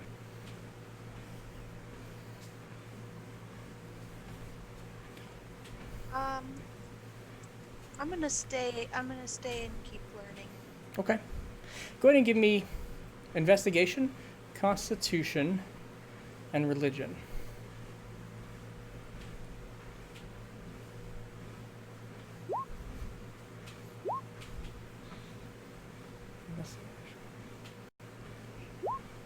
Okay. You spend the next 6 months. There's a short break, and you hit up another semester. You're moved into a more advanced class and taking, well,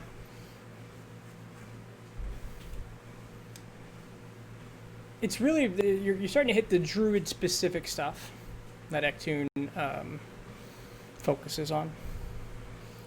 Druids under Ectorn's power aren't druids of the forest like Santalus. They're more druids of the mountains, druids of the ice caps, the snowy fields. Go ahead and, well, you gave me the check. So investigation. It is a harder year. There's a lot more trips out. There's not a lot of classroom. It's a lot of practicals or extracurriculars. It's exactly what I needed. Do you have... Let me look at your character sheet before I say words. Character. I would like to have picked up a pair of those awesome canvas shoes on my break, by the way. We will definitely talk about those. Yellow ones. I really like yellow. Let's go and bring up you. Oh, I need, oh, there's the character. It's unassigned right now, so we're gonna have to, you got to go in there and claim it, Kyle. Okay, really quickly, give me a survival check. Me? Mm-hmm. No, you're unable to handle it. The cold is just, it's biting at you. You actually flunk out of a certain survival class, unable to pick up the particulars of harsh, cold weather and mountaining survival. I hated it when we were on the island. But you do spend some time better understanding, Ectoon and this world. How would you like to spend your next 6 months? Your last 6 months? I should go home and check on my business, and on the way I'd like to take the long way around and stop in Santalis and raid my cave. Okay, what's in your cave? The seeds. Okay. So, you do that. You manage to get back. You leave seminary. It's not not unceremoniously. You didn't graduate the full course. You were allowed to come and go as you pleased, and you decided enough. You hit the ship out of Steelport and sail back into, get dropped off in Corlum's territory, move into your old home, pick up your chaos seeds, and you have several months left, and you want to do what? I would like to. Oh gosh, I didn't get that far, Casey. I thought I had weeks.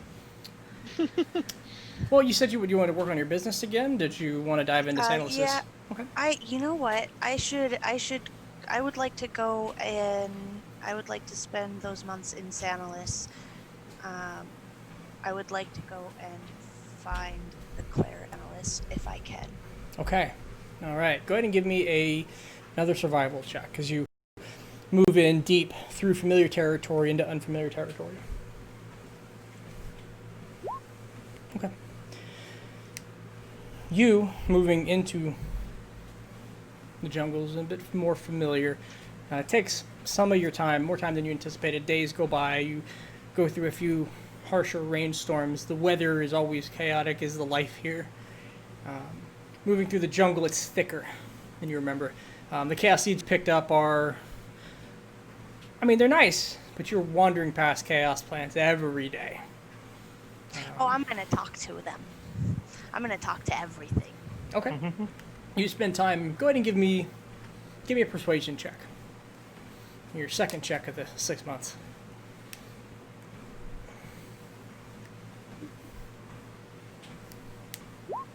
Okay. As you walk and you talk to the plants and you maneuver through, they guide you both where you're going and what you want to know. They're thriving here. This is their home. You get the sense that there is moving within the land. There's something alive underneath the ground. You, like Nox, sense the breathing of the earth a few times in vastly different places as it just rises and falls. When it does and you talk to the plants, they're excited. They're giddy. As you move deeper in, you make it to the clerics and the druids and the towns that exist near the center, away, ways deep into Santalis territory, and they are more or less the Fae, the elves in this world. And you're greeted with a lot of suspicion. You, as far as they're concerned, you're an outsider to this world. You have gone deeper into the territory. You have avoided vast monsters and barriers and traps and dangers to get here.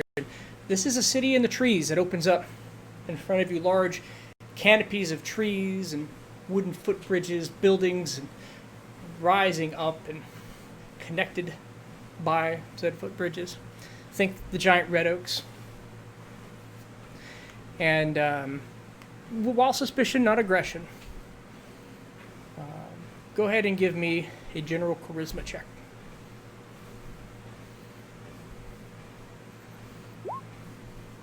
Okay. What are you going to do while you're here? I would like to try and learn more more about the healing powers that I've gained from Xanalis from the clerics. Okay.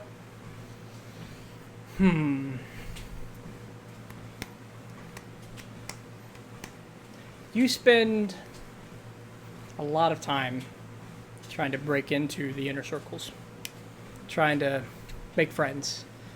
You make a few. There are good people, but getting into their own inner sanctum, getting into their own, being besties. You're starting to feel like you are running out of time. Since you have a deadline to meet with your friends, you think another 6 months here might have opened up some doors. Spoopy. Joy, go ahead and roll your last charisma save again. She gave you inspiration.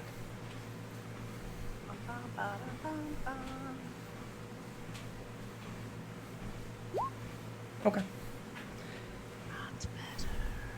All you get at the end, a couple of contacts, a couple of people. Let's say, maybe come back. Come see me again. Listen to the earth. That's where we draw our magic. Connections. Network connections are always good to have. And as you return, and one extra check here for me. Give me a perception check.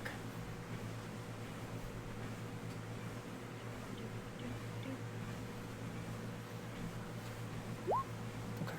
Can I take my passive? What's your passive? 18? Yeah. Sorry, I looked as I asked a question and I could just see it. Okay. As you leave, as you miles out of town, made a few friends, a few connections. They really liked your shoes. Yes, they did. They're wonderful shoes. You were able to get something in red and black with a flare of yellow, but they did not sell straight yellow. That's all right. The flames flicker a bit yellow. Flames of Ectune. Everything in that, every bit of that canvas store was just variations on Ectune shoes. and so with that perception, as you're walking out, you're passing by around the large mountain that dominates a large portion of the inner forest. And you look back one more time to see where you've been. And the side of the mountain blinks.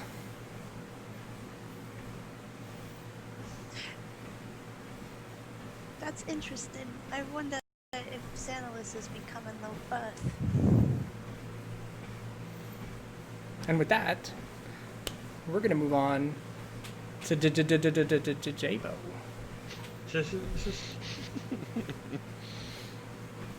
Jabo, you left pretty quickly. You were going outside of town, if I understand? Yeah. Okay. Please tell me what you're doing that first few moments. Okay, so heading towards Xanalis Jungle, I'm gonna actually turn to Doyle and talk to him for a moment. Doyle, I need to talk to you. We've been adventuring together for a while now, and it burdens me to say this, but I think we need to part ways just like everyone else. I met you on the ship, just a frog, a first mate frog. I knew something was special about you just from that alone. Getting to know you and everything, and then unfortunately, your first life was ended. An unfortunate event, and it did a lot to me. I didn't realize how much you meant to me then, and how much you still mean to me now. And life's getting really tough, and just like I told everyone, we got to get stronger for the up and coming battle that that root that I foresaw for us. And I don't know if I'll always be able to protect you, and hell, I already failed once. I'm gonna have to say goodbye to you. I can't go on for doing in training, and where I'm going, I don't even know if I'll be able to get out alive. He tilts his head a bit in puzzlement and looks at you, not in a language barrier. Give me an animal handling check.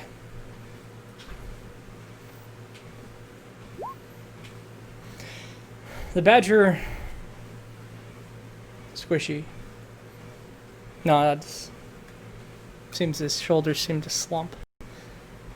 And he just turns away and begins to slowly waddle back into town. I quickly embrace him with a hug first. Oh, it doesn't mean we're gonna see each other someday, hopefully, once I get out of here, but I love you. He squeezes back onto your arm, embraces one arm fully, makes a little bit of a whimper noise, and then he starts wiggling to try to get out. I understand. Goodbyes are bad and are real tough, so, yeah. And he'll scurry this time away. As you enter the forest? Yep. All right. So this first month, what are you trying to do? Or first 6 months? Well, essentially practice hunting as much as I can. The bigger, the better. Practice with, using my, what's it called? Not pass without a trace, but the other thing. The blend again? Yeah, like practice doing that and ambushing monsters and constantly trying to find bigger monsters to take on and hone my skills. Okay. You move into the forest, taking some time after that conversation to give me a survival check.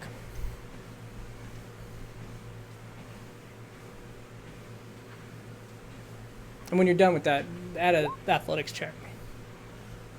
Okay. What kind of weapon do you use? Mostly the oath bow for ambushes, and if they come up to me, my +1 short swords. Okay. You go out into the woods, and we get a regular Vegeta level montage. Why can't I get stronger? Cry. Super Saiyan. I want it! I want it! I want it! I want it. And you do. You begin hunting down prey. Yeah, Spoopy hides in plain sight. That's what I was doing for ambushes. You begin hunting down prey. At first, there's a couple that you just have to remain hidden. You assess that you're not ready. But that confidence builds and builds, and you spend 6 months immersed in the jungle, hunting the biggest, baddest things you can find. You emerge. We watch this timeline progress as you begin to don. Speeding up, you begin to don more and more furs and leathers. You've reset up an establishment, a base camp, first in the woods and then in a cave, and you're surviving off the land. The inside of your cave begins to fill with skins and food, and I'd say it's a bit lonely for most people, but it's almost a callback to your time on the island.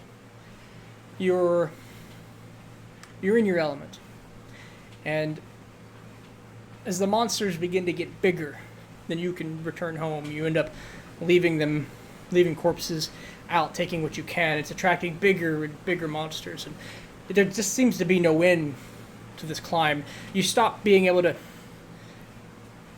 overpower them, and you begin to learn weaknesses and traps and using terrain to your advantage. It's a journey, and in the end, if this was a regular montage and a regular human, you might have grown in muscle. But what we do get at the end of your 6 months, you hear a voice, and it's a calling, a booming voice, echoing. It says, "Come on home, son."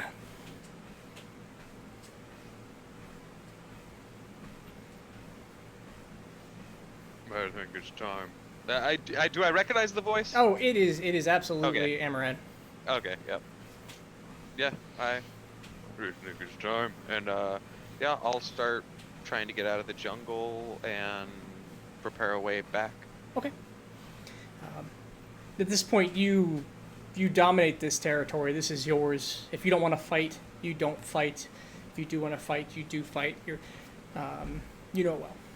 You get out back into the first slips into Jellicoe, and you're able to manage to get a ship fairly easy. It takes some time. It's still a 3 weeks journey from the center of Sanlos' territory, getting a boat and getting into Ectunes. And you go through a lot of the same rigmarole in the beginning. There's people really shocked to see Warforged before you're recognized and escorted. And there's a bit of a wait. But you do eventually find an audience with Amaran. And as described with Joy, he's different. Those gray hairs before flared with energy. Now, even his eyes have taken in a light tint, emanating just a bit of light. And he, instead of bringing you into his office like he did before, he steps out into the entry waiting room to meet you, and he says, "Hello there, Jabo."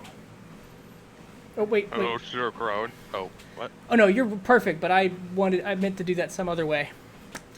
Give me a second. I'm a giant turd. 1 second. Shit. What was Jabo's real full name? Jade Bofal. That's what he says. Hello there, Jade Bofal. There we go. Haven't you heard that in forever? Sometimes we re-identify to adapt our circumstances, Jade. Yep, I'll have to agree with you there, Sir Crowan. So, how was your expedition? It feels pretty successful. I think I understand things from where you're coming from now, and I've gained a new perspective. Tell me what that perspective is, Jade. Please, son. In order to get things done, you'll need power. Power will give us what we need.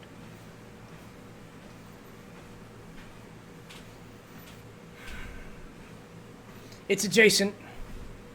It's good. We can work with it.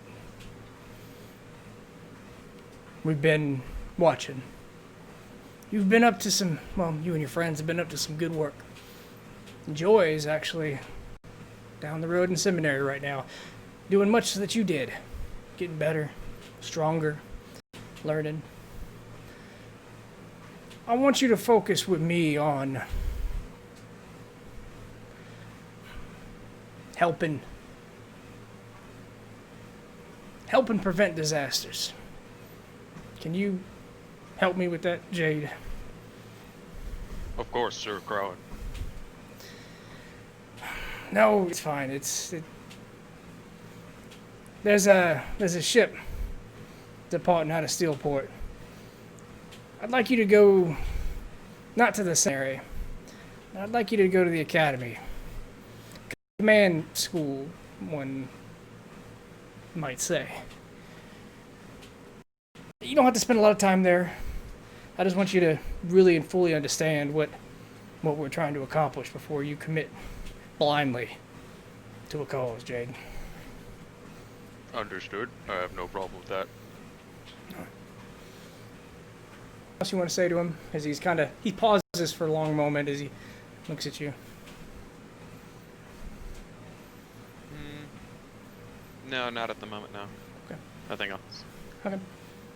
I'll say, I'll tell you to come back and see him when you return, and you'll be given directions to a small ship that's waiting personally for you to take you and ferry you to a small island.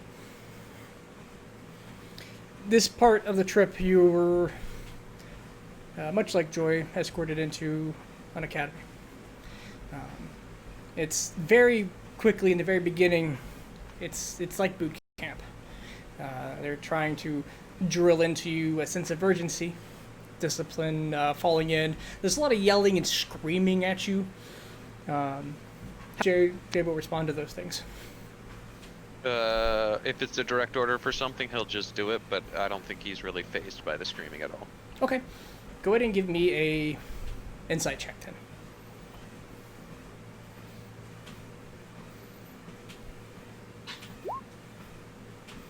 Okay.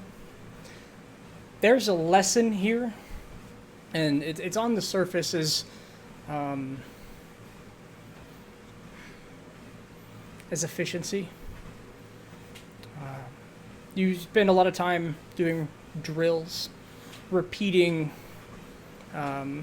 physical activity, of which you are completely accustomed to. Most of your peers are also similarly fit and respond well to the training. You're finding a groove, and they seem to be trying to get you on a schedule. And what starts as physical drills turns into classroom activity, turns into kind of your leaders, your drill sergeants beginning to open up more, trying to build a connection, and they start working on building you as individuals. Personalizing your programs is what I'm getting at. Could give me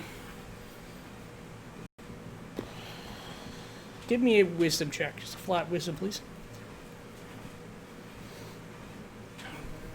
All right. Okay.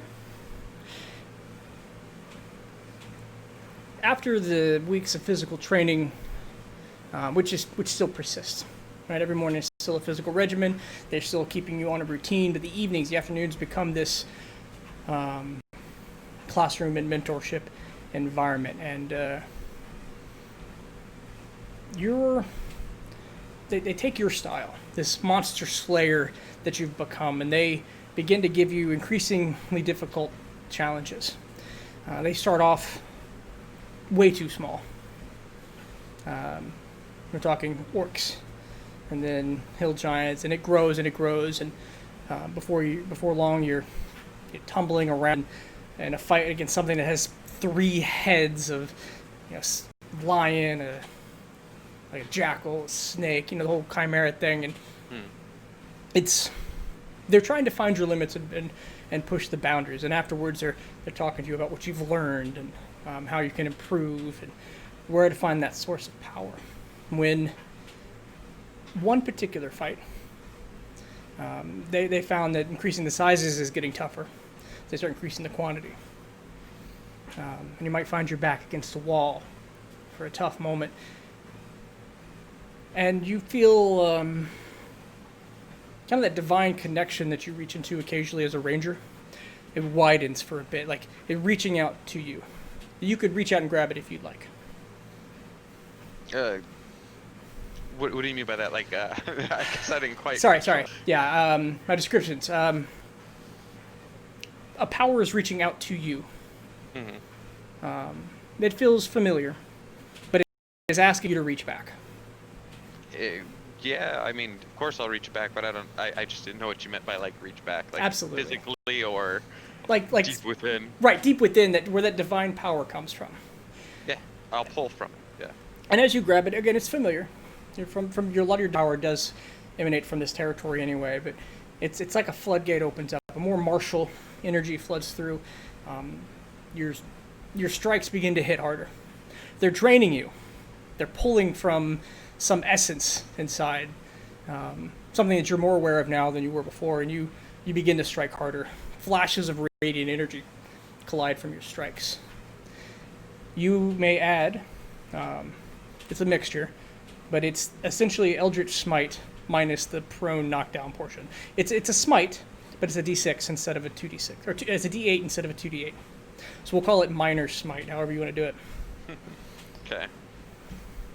1d8 per spell slot.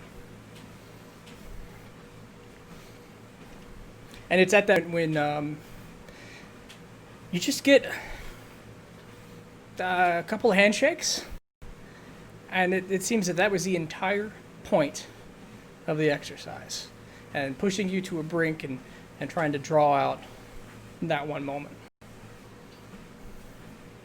Just a quick curiosity. That Eldritch Smite. Is that on a ranged attack as well?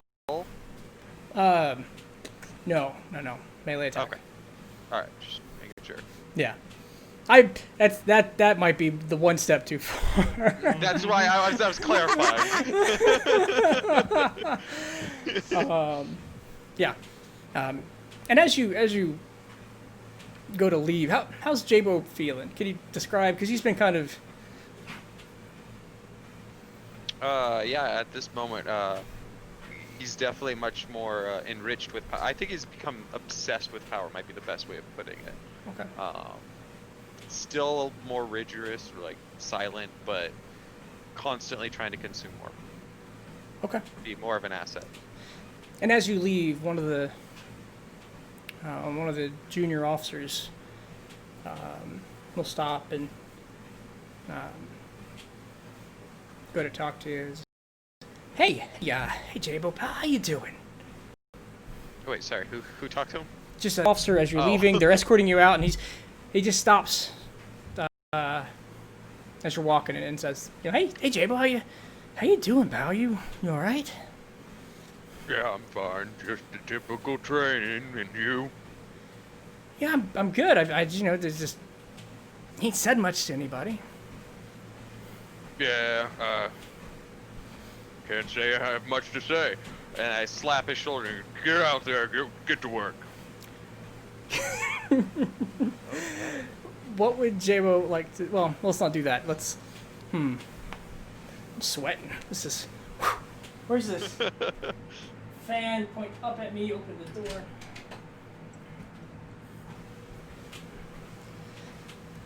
And before long, you'll find yourself back in Amaranth's waiting room.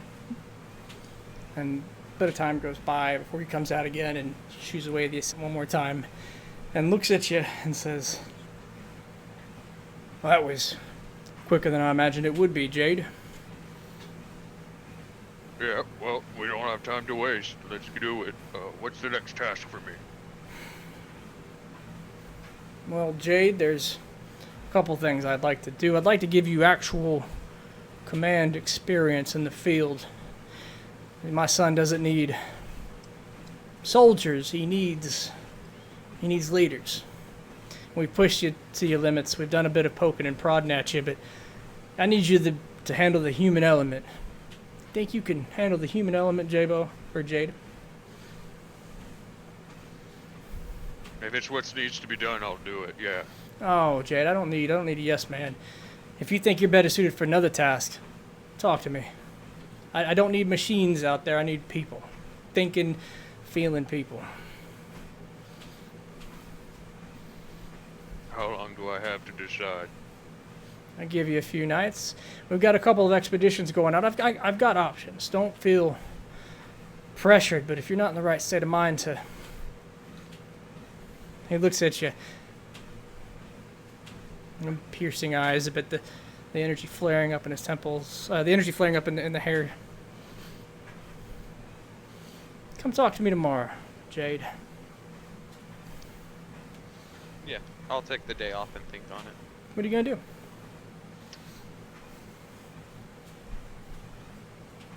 Reflect. I think he's just gonna think about all the things he's done up until now and try to reevaluate what's going on in his head.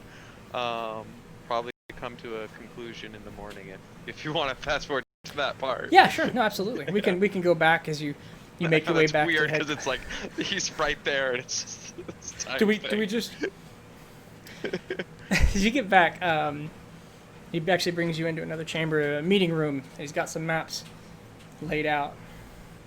He's got a couple of markers up, but he starts talking as you enter the room and says, Jade, I've got 2 companies pushing out here and here. Points to the southern portion map between Robad's border and Loros. Says this company, Alpha Company, is moving into Loros' territory. This one here is, well, joined by a greater battalion and brigade, but their missions are going to involve a a lot of direct conflict. It's going to involve occupation is the key here. I know you're capable of defeating enemies, but occupation requires that touch we were talking about. Over here, and he points to Robat's territory, is just unruly, underdeveloped land. Robad is dead. And his land is in chaos. It's encroaching pretty heavily into our territory, and I've got another brigade going down there that needs a company commander. And this side, it is all slaughter. Looks like what you've been preparing yourself for and what we've incidentally done to you in the academy. But on the other side is some humanity. And I need you to either learn it or be prepared to learn it. Or I need to put you to work as a shredded machine. Yeah, send me that way. I'll take a look. I'll experience it. Get back to you on how if it suits me. You're taking the Loros route? Was that? I thought Robad was the one with. Robad is, yeah, he just needs you to be a killer. Loros, okay. he needs you to be a human. Yeah, Loros. Alright. So, you're brought out, and there's a lot of order. Like, when you take command, there's a ceremony. There are formations. This is a full hour-long presentation where you're expected to give a speech. Would you like to work on a speech ahead of time? Or would you like to try to give a good speech is what I'm getting at. Because I have absolutely no idea what I would talk about. No. All right. You're given a moment on the podium. How would you like to react?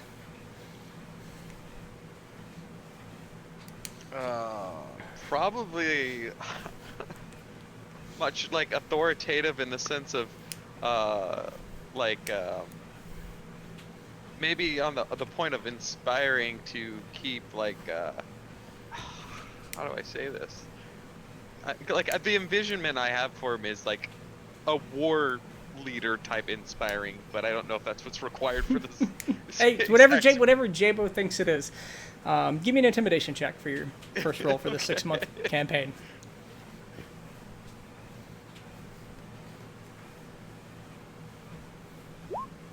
Okay. You put on a good show of power and authoritativeness. That's the lessons you've chosen to exercise here, to try to work out, as the company seems to have mixed emotions. You notice on the younger soldiers, they are intimidated. They are worried what this means. Change worries them. Your senior leaders, your more grizzled veterans, take it better. And you see them working to impress upon that on the junior soldiers. Yeah, I was gonna say, I think if I had noticed that, I would have went to my juniors or my seniors and asked them. I need you guys to relay it in a manner that will help the juniors. I know I can be a little hard on the edges. I'm sure you've heard me many times on how I talk and what I talk about. It's just sometimes I don't get the right point across. Can you help me? Give me a persuasion check.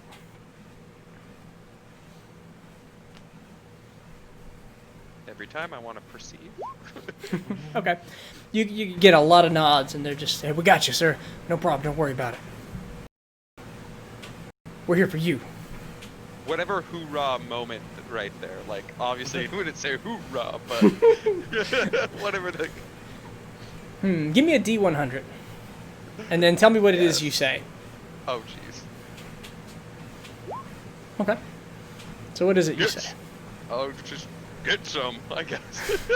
Oh my god. It doesn't take off immediately, but as you move your campaign farther south and you begin to participate in battles, every once in a while you'll hear one of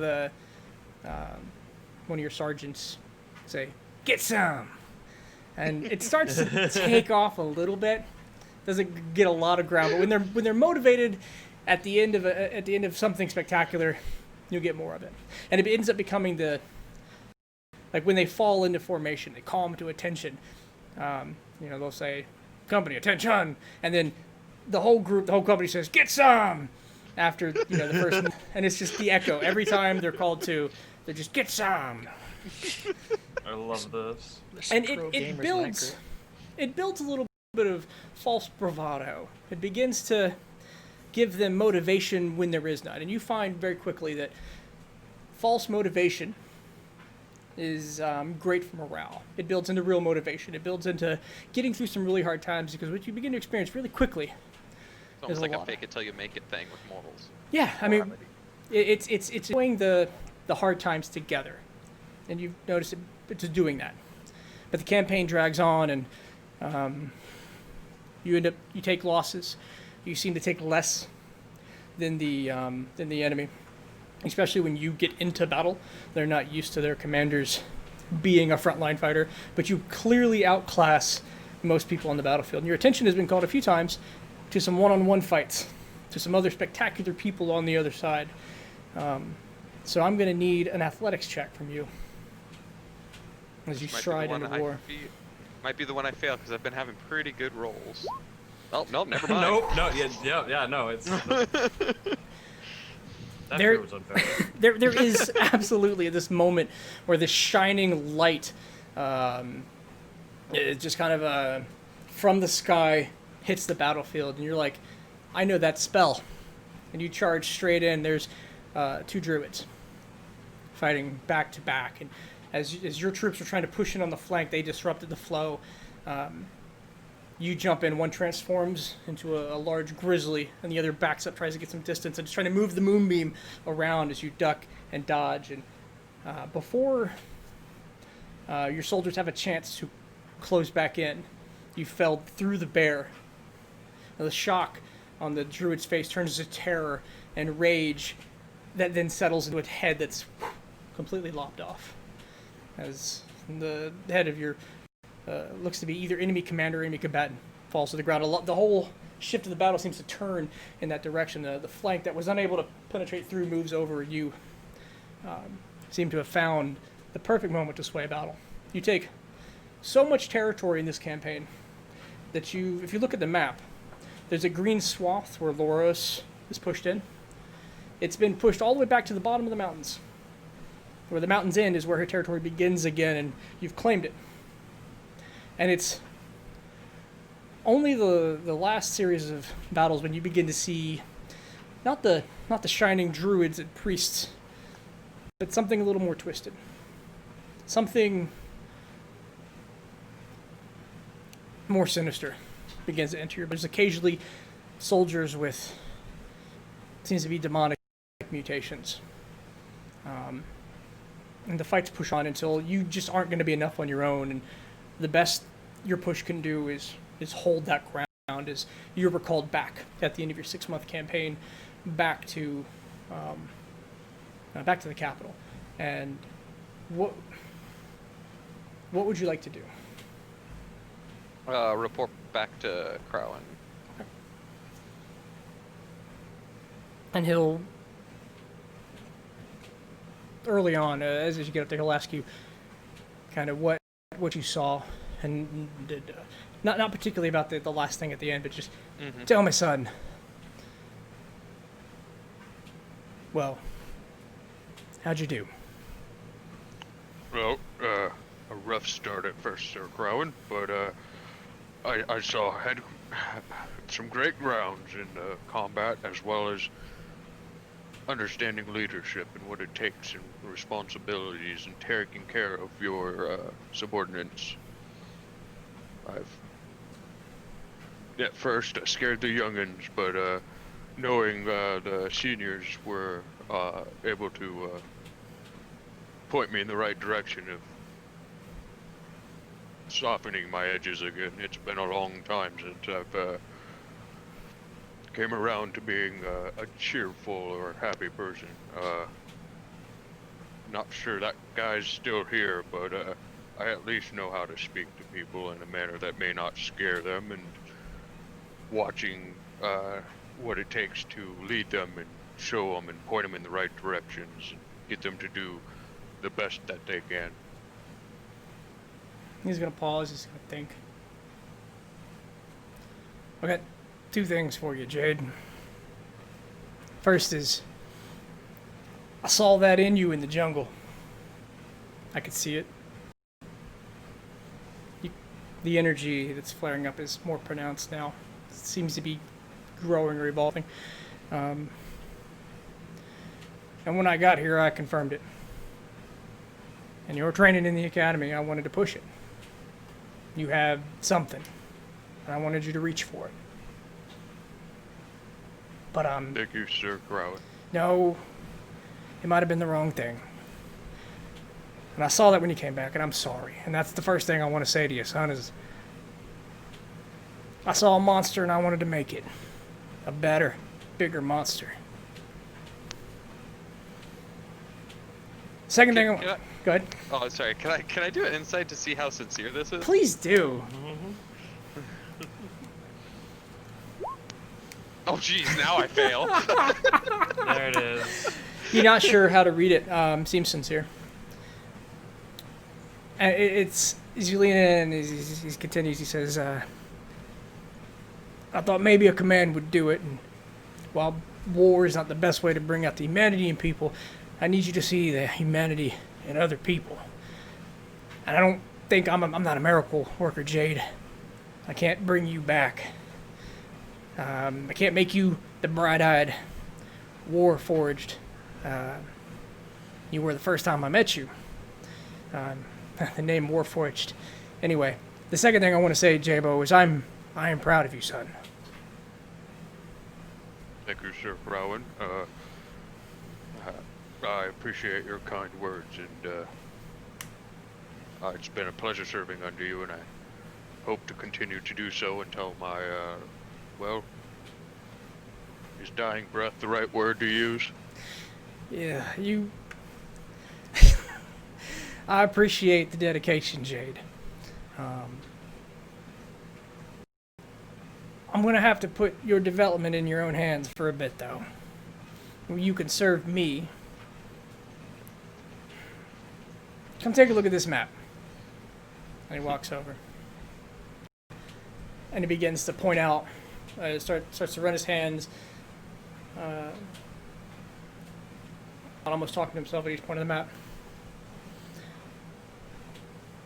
Oh, let me pull up my notes.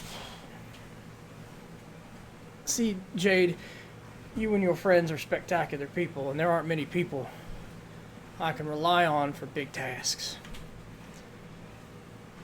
I can throw armies at a lot of problems, but I can't throw armies at world-ending problems like we're facing now. You were down in Dominimo's island, right? Yes. You saw the great dragon. Yes. He was, taking the whole place out. That dragon goes by the name of Veracity. She is an ancient power already, but seems to have claimed and grabbed on to something that Fortic left behind. And is growing. He touches his hair on the side of his head and he says, when you kill a god, Jade, you take some of that essence in. Dominimo is not alive anymore. Veracity saw to the end of that and grew substantially in power. Having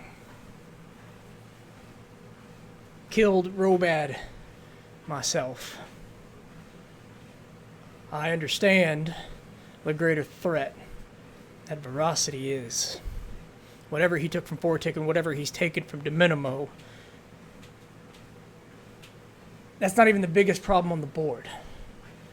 And he begins to point 5 other areas on the map where he has push pins, red push pins. And he says, Inlo's dungeon was destroyed a couple years ago with the Great Shift. And he's done a pretty good job of cleaning up most of the monstrosities that escaped in Rome. You believe that motherfucker put his biggest, baddest on the top levels? It sounds backwards. They're Roman now. 5 great monstrosities that he can't put down, plus ferocity. His finger trails up to Sandalus. Sandalus has created something that breathes and lives under the surface. I don't think she's done making it. The large creatures she made and you saw were nothing compared to what might be under the surface, under the earth. My scientists are calling it a Terra-ask. Oh, okay. That's an interesting name. Down in the south, and he brings his hand back over to Loris' territory. She's messing. She's getting desperate. Ever since the thing a few years ago, she's been getting desperate for followers. She's been reaching into weird places, and you saw all the edges of it at the push in your campaign. Does that sound right? Yes, that does sound right. So what do you think I need from you, Jade? To deal a power as great as the others. Find one, procure one. Something along those lines. Whatever Fortic left behind that he grabbed, there are more of them out in that world. More powers to claim. Something to even the playing field, because if we don't, I fear this is going to be Verocity's land. Or, well, whatever Sandalus is growing, or whatever Enlo's released. It's getting a bit nuts. So yes, Jade, I need you to go out into the world and find some power. Not for me, maybe not necessarily for yourself, but so this planet still exists the next time we have a conversation. Understood. You're a great man, Sir Crowan. I'll be off to do that. Give me a perception check. Or an insight check. Give me a both. Insight, perception. Okay.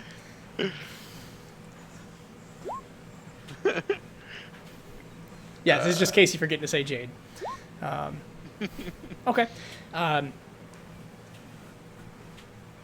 He's trying to... Like, he's definitely impressing. He's telling the truth. He's trying to impress upon you the importance. He's trying to give you a lot of leeway. But every time you give him that, like, really robotic, yes, sir, we'll do it, he kind of flinches a bit. Like, he feels really bad. I didn't need a roll to see that. He feels real bad about not pulling you out of your stupor when he had the chance. So, Jade, I'm proud of you. Make sure I say that again. Thank you, sir. Go do something. Yeah. Turn around and leave. Oh, wait, stop, wait, here. Oh. And he hands you a sending stone. Says, call your dad every once in a while. Oh. Yeah, I think a small little smirk would actually appear on Jabo's face. As the smallest little smile. Okay. And with that, he'll turn back and go into his office. That was one conversation. We still have, like... Oh, you know what? That's right. I want to take a moment. Shelt. Not Shelt. I gotta change the name.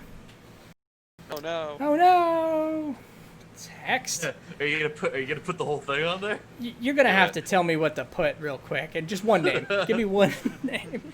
One? Yeah, please spell it for me. You don't want the whole thing? Well, then he would have to put our whole name together, me and Joe old our Chocolatatuta. Zalthun. Character. Okay, that's what we're gonna Yeah, Zalthun. So, Just Just read out first the name. entire name. Zalthun. Yeah, please. Introduce your character, because as just describe your character for me, then we'll get into it. Sorry, give me a moment to center. Wasn't Yeah. expecting so quickly. Yeah, I forgot that we were there already. Yeah. No, it's alright. My name is Zalthun Relgade Zoro Yaskintala Tesseraid Orsella, at your service. I'm a black dragonborn of the noble Orsella family. The youngest of 13 children. My eldest brother got the honor of getting my father's name, but he still spent time with the rest of us occasionally. I've put time into becoming a paladin, in a sense, following the orders of Ektu. And recently have been called back home for some assignment or another.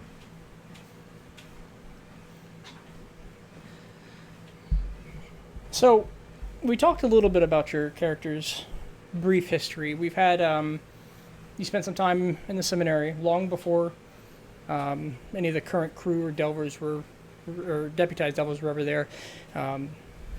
You have memories of maybe a younger, like, little kid, Durant, because he is a figurehead. You are noble. You would have had some interactions. But what did you do between seminary and this moment? It's been a lot of exploring, going out into the world. Ektoon and the Ektoon Midicerian, very specifically, the crown at the head of it, very interested in getting more world-wise people under his wing, people who aren't just following orders, yes sir, and the way around. So I've been part of a more expeditionary group of people. I haven't really been going out with other Ektoon people, but I've been sent out to find my own way through the world, get some experience, and sort of find myself, come back home every once in a while and make reports. So I've spent a lot of time on the eastern continent, exploring and taking care of things. About 6 months ago, you received orders that would have brought you here to this moment. More or less wrap up what you're doing and report to the capital. And you are walking in through the headquarters. You've been kind of directed through the chain of command into this position. And as you walk through the door into the waiting room for Amaranth's, in the Amaranth's waiting room, you see a large Warforged Jabo walking out the other way. And Amaranth's about in his office when he stops and he turns and he says, "Oh, hey, Jade, one more thing. Yes, sir. Take this man with you." Yes, sir. Hello. Oh yeah, he'll extend a hand, like a moment of like confusion, and like raises a finger and then looks at you and he'll extend a hand. Hello, nice to meet you. Your name's Jade? Yes, the name's Jade. And yours is? Yeah. I'll extend my hand back. Yeah, he goes to shake it. Zalthun Relgade Zoro Yaskintala Tesseraid Orsella. My friends call me Zal. Zal. Good. It's shorter. This may come up someday, but you can also call me Jabo if Jade is not what you want. Jabo. Lots call me Jabo. Alright, works for me. Here, I'll point where you were going. Let's walk. Bossman said you're taking me with you? Yep, are you new here? Well, I mean, not here, no. I've been here for a while. I've been coming and going. Ah, so I just keep missing you. Well, yes, I tend to be away for lengths at a time, years, sometimes. Boss just called me back, said, I have an assignment he needs. I assume, you're kind of a once-over today, but you're the assignment. I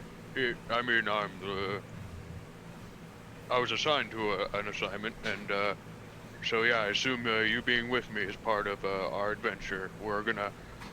And I'll brief him on going to go find something to even the playing field, blah, blah, blah, powers, blah, blah, blah. So, I will say, that definitely, this is a little odd. Normally your orders are a little more descriptive, but you are expeditionary. Give me an insight check. Oh, gladly.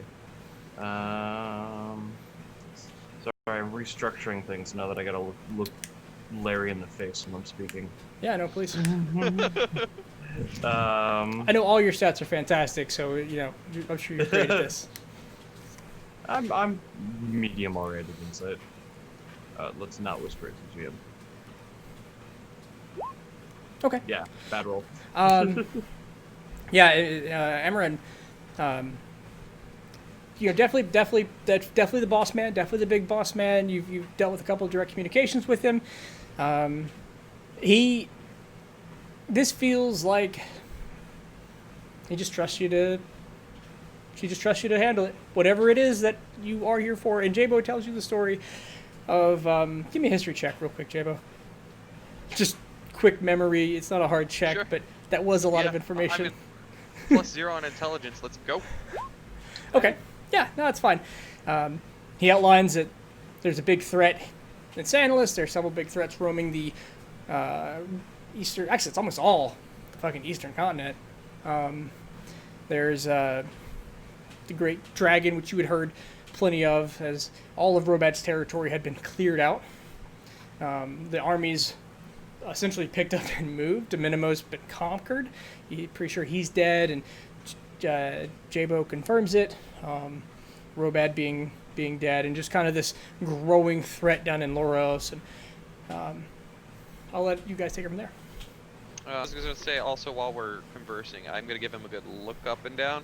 Just if anything about him triggers anything about that vision I had, possibly a red cape or... Does he have a red cape? I don't know. I'm just seeing if he looks anything like him. No, Zalthun doesn't wear a red cape. He is really tall though, like one of the few people who probably gets anywhere close to you in height. Yeah. He might have been there. He might have been in the vision. It's hard to tell.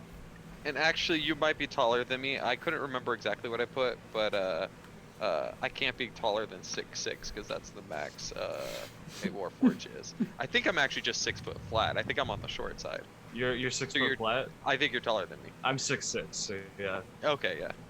Okay. Yeah. Oh, and like quick idea for like what you would see looking at him. There's actually a lot of like jewelry adorning like the Dragon Ball horns and stuff that he has and stuff. And he has some of it like actually piercing and stuff inlaid, and with the scales. He's wearing full plate mail, and he's got a shield on his back, and a mace. Not a mace, sorry, a morning star hangs off his hip. Okay. Yeah. You know, I used to wear a bit of jewelry myself. It suits you well. It's tradition in my family to have some adornments along with our natural adornments. I have noted the abyss, and I will momentarily. Please continue. So, Dragonborn, huh? I haven't met too many of you. Where are you from? From Ekatoon, actually. My family is noble and local to the area. Our estate isn't too far outside of the capital itself. It's not a giant tract of land, nothing like some of the people own, but we have our own area, enough room for the family to live. Alright, I'm happy to hear that you're from here, because as much time as I've spent, I know nothing about the place. It'd be nice if you could show me to places where we can maybe pick up some information about, I don't know, trying to find one of these powerhouse things around the world. To be fair with you, Jabo, I haven't really been home much in a while. I've been out. It's complicated. Not exactly doing jobs for the boss man, but sort of doing job. My job was experience. Although maybe something I've learned along the way might with us. I have to say, it's weird and vague hunting for just artifacts of power. Yeah, first thing that crossed my mind was actually just to go back to Santalis, but I'm glad I have another person who might know or have connections that I don't have. Treasure hunting is what it kind of sounds like we're doing. Does sound like it. Well, at the very least, I'll be helpful in scrap if we have to do something. Got some experience in that regard, and kind of like lean over a little closer to you. What are you? Oh, right. You'd think I'd get used to this by now. I'm a Warforged, old war machines. Back in the day, we were used for fighting in armies, and well, I'm one of the few left, maybe the only left, and well, I'm still fighting armies. Well, all right then. Does healing magic work on you? That's my first, well, I guess second question. Oh, yes, it does. I assume you dabble in it. A little bit. That's Good. important. Okay. Does all magic work on you, or does you're like? There's certain things that don't work on me. You could try to put me to sleep. That's a good one. I don't have any of that. All right. Well, Most of my stuff is mind altering. oh, okay. Well, maybe during some downtime we can play with that. I'm not sure what all does and doesn't work on me, but it'd be nice to know what else I am invulnerable to. Could be fun. Could be. Well, is it just the two of us, or do you have? You've been leading armies or something? You said. Do we have a crew we're picking up? You know, now that you say that, there's another person. Yeah, we might want to pick up. It'd be great to reunite myself with one of my old friends. Her name's Joy. She's in the city. Last I heard. Joy. Does that name actually confer anything towards her personality, or is it one of like I knew a guy whose nickname was Happy. Right fucking bastard. Like, is it like that situation? Well, you know, I'm not gonna speak too much on that, just for the sheer fact that I haven't seen her in I don't know how long, and well, if I know anything, people's personalities can really change in time. That's fair. That's... But yeah, I'd say she was quite joyful when I was with her. Well, let's go pick him up. Pick her up. More people we have here, the better. Well, does she fight as well? I mean, it looks like, well, I'm a bit more of a frontline specialist. You look at the bow, more midline, swords and bows and everything. Yeah, she's kind of midline too, I guess, if you use that definition. She specializes in druid magic, and seems like she dabbles in something else. I'm not quite sure, but yeah, she's a druid. That could be useful. Yeah. Sorry, I'm just trying to think through bad situations I've been caught in, and planning ahead through them. Yeah, that's fair. Do you have anyone that you know that you would like to add to the... Oh, all right. No. Yeah, no. Can I get his insight on that? If that's like a... Yeah, go for it. Is that like a... Oh, nobody likes me? You roll the insight, and I'll ask Kyle what that means. Yeah. Oh, Jesus. Nothing. Nothing. Yeah. Yeah. You got no idea. Face value. Okay. So the next 6 months, then, if I understand, is looking for Joy and/or looking for one of these sources of power. Yeah, both at the same time, if that's what happens. But I imagine if she's, it says she's out of town. We chase her down for a little while also doing side missions of hearing about power. Okay. So here's what this 6 months then is going to be. So the Abyss. So Zolthun was not going to get a special thing. Oh. But now Zolthun's going to get one opportunity to get a special thing. Oh, Sadra, I love you. I think realistically, everybody's special thing just might catch him up to Zolthun, but let's see what he does. My lowest stats 14. So we're gonna say this is three challenges, and I'll just lay it out right up front. One's gonna be on the sea. One's gonna be for the search for joy, and one's gonna be the search for the atom of power. Whether you succeed at those things are J-Bo's roles. whether Zolthun learns something from those or his roles. And you're both going to make the same checks. So the first thing is, as you're traveling on sea, you are at halfway through the journey. You are surrounded by a fleet of pirates, particularly, a very large dark elf captain and her eight fucking ships. So you have options. Well, you're on a merchant ship. It's two of you. You can help navigate, you can help negotiate, or you can fight. Like flee, fight, talk. How would you two like to handle it? Well, first I want to let Zal know in case he doesn't see he has Inspire from Guaz. Yeah, I saw that. Okay. So, how far away are they when we notice them? I mean, they're the aggression and the direction. I mean, they're just past the horizon. This is going to be either a long chase, or a long approach. Yeah, I'll turn to Zal. Zal,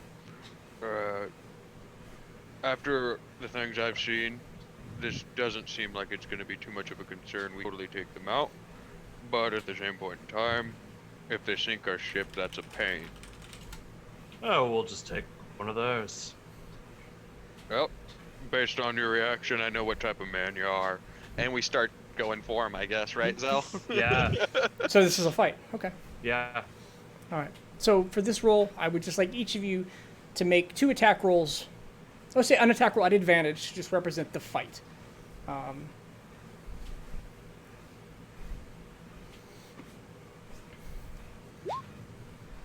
Okay. Ah, nice rolls on the Morning Star Terror.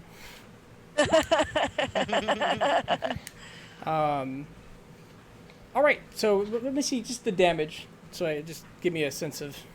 I was gonna say, yeah. I was gonna say, I probably end up freaking oathing it too. So, do you want the oath damage? Yeah, too? yeah. Roll everything you can roll. Oh, well, Oh, great. well. Ice Smite. Add the 1d6 from also my Slayer ability too. Wow, that's really low. Okay. Oh man, that's real low. I had 2 1s, jeez. Well, Smite, like I said, so I got a 3rd level spell, so that ends up converting into 4d8. So the captain themselves, the merchant captain, essentially the transport ship, more or less takes us to fight because you are incredibly intimidating. They were preparing to flee. That's all my. That's what I do. You make it onto the ship, one of the outlying ships. You just board, fucking boarding action, and you start causing so much damage on the first ship. When you get to the second ship, the fleet turns and leaves.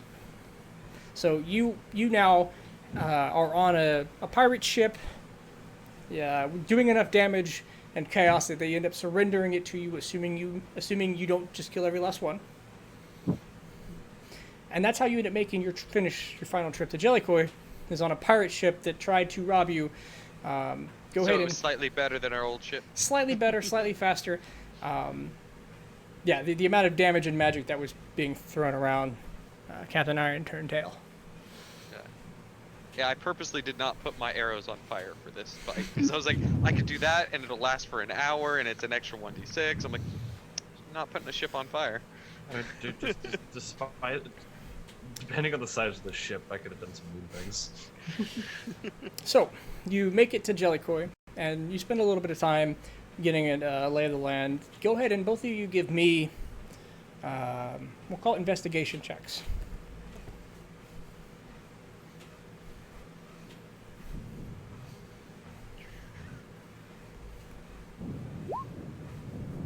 Okay. As you get there, Joy's nowhere to be found, but you very quickly establish with Blackfist and Steven that she's opened up a small shop, currently being run by Kelly. Kelly won't let you go into the basement for some reason. But she does say that Joy has departed into Sandal's territory and gives you a general idea. She was heading right for the center of it. Thank you very much for that. You got anything you need to do here, Zal, or should we just start trekking in? Let's just go. Alright, awesome. Get some. Now, we are actually fast-forwarding through a lot of what is probably great relationship building between you two. So I'm going to take a moment You guys okay. tell me how. I mean, just like we're fast forwarding through time. Fast forward. Tell Yeah. me how you guys end up interacting. Let's work some of those thoughts out. I mean, based on our roles and our personalities, I assume we're definitely challenging each other every step of the way on everything. I think it's friendly competition though. Yeah, I yeah, think Zal is very much like friendly competition. Also, there's definitely a night where Zal tries to figure out because he's got that question like how does magic interact with this thing that isn't a living creature but it is. And if you'd be willing, he'd go sit down and run through different magics with you and see how they affect you. Yeah, Yeah. I'd totally be okay with that. And Yeah, a lot of definitely because it's something that I think is improving me as a fighter and stuff like that. So All right. yeah, it's a lot of questions that he's trying to answer there. I think the things that you'd run through real quick to see if they work on you. Command, see if you actually can have your mind altered and forced to do things, even though you're the creature that you are. Zone of truth, see how that punctures into you and stuff like that. And then by the way, if you successfully zone of truth me, I will be like, oh yeah, and I'll do it to you too, because I actually have that as a come on. Now we Funny can't thing rely. is, you can't do that to me. Oh really? Actually, Oh. if you try to do that to me, you will discover that fails. Okay, fun. Fair enough. I cannot be zone of truth. One of these times, though, as a joke, I will try to dispel one of your spells using the signet. Wait, where is it? I have basically cancel magic once per short rest or long rest. Okay. Nice. Whether or not it succeeds or fails, but I would attempt to show you that. Mm-hmm. Yeah, just playing around with stuff like that. A lot of mind opening things in my repertoire. And I think this is actually going to help Jabo a little bit, just one-on-one interactions with someone on the same level as him, subordinates or anything like that. I think might actually help. That'll be one of the things you notice really quickly. You've been around a lot of. You've been the strongest guy around for a long time, and this is an equal. Very quickly you realize this is somebody of power, and it might have been that first fight on the ship where it came to. God, that first fight on the ship, I can only imagine. Realistically, seeing that fight, what you would have seen is Elthun would have stepped on that ship and then immediately would have, he immediately would have channeled the Mace of Terror and tried to fear affect everyone on the ship. And just terrify people of him. And just, until they surrendered, just going through, just crushing skulls with this Morningstar. I don't know why, but I imagine what's his name from Lord of the Rings, Sauron. No. Yeah, no, Yes. the way he moves through combat is like Sauron. Just the very casual, just bringing the arm up and just swinging, smashing skulls. If Sauron was the kind of guy you could sit down and have some beers with, that's Sauron. All I'd right. vote for him. So let's do the last roll, and this as you move into Sandal's territory. Give me a survival check, both of you.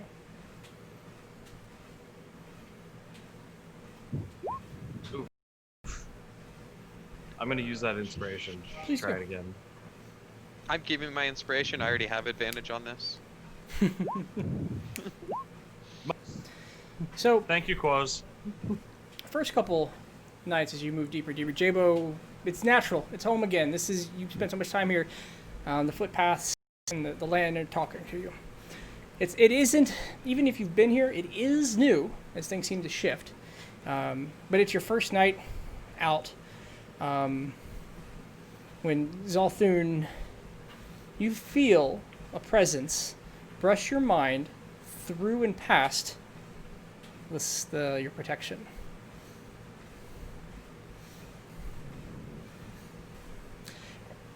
It reaches out, very aware that you're aware, and you get the feeling like it's reaching out for a handshake. It's the best way I can describe it. all mentally in the middle of the night as you rest and sit around the campfire. It's reaching out for a mental handshake. Yeah, I'll shake that hand back. You feel something unlock. Something in your mind unlock. And you're going to take on the feature, Awakened Mind, as a warlock of the Great Old One, which gives you telepathy to any creature you can see within 30 feet of you. You don't need to share the language to understand it, but the creature must be able to understand at least one language. That's a one-way technique. So I can telepathically. Okay. And it... Sound. Yep, sorry, go ahead. I was just sound good to me. The voice, as it trails away, as you feel it awakens, and it'll say, follow, find me, let me get this right. Find me in the north. Gifts. I offer gifts. Alright.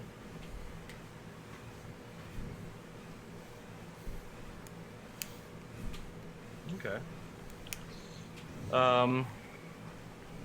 Yeah, I'll kind of turn to Jabo and, hey, Yeah. I think I may have a lead on something. Oh, great. Spill it. I'd be careful, but, kind of just in my head. Something just told me to find it in the north, that it offers gifts. I, kind of just look down on my hand, rub my thumb over one of my fingers. Something interesting, to say the least. I'd be wary, but... Alright, I'm real glad you're with us. Make this real easy. Otherwise, I'd probably search all of San Luis looking for what you've already gotten us. Let's go north. Yeah. With As we're your... walking... Go ahead, please. As we've been traveling, though, just, you know the wilds out here kind of well, don't you? Oh, yeah, I've been out here quite a bit. In fact, And I'll also be looking for any traces of Joy. I'm looking for Joy out here still, so don't worry.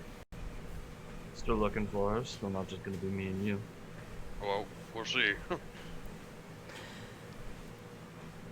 With your previous survival rolls, and a little bit of direction, you'll begin to travel to the north. It's pretty early in the 6-month time period, maybe 2 months in, and you get into a rhythm.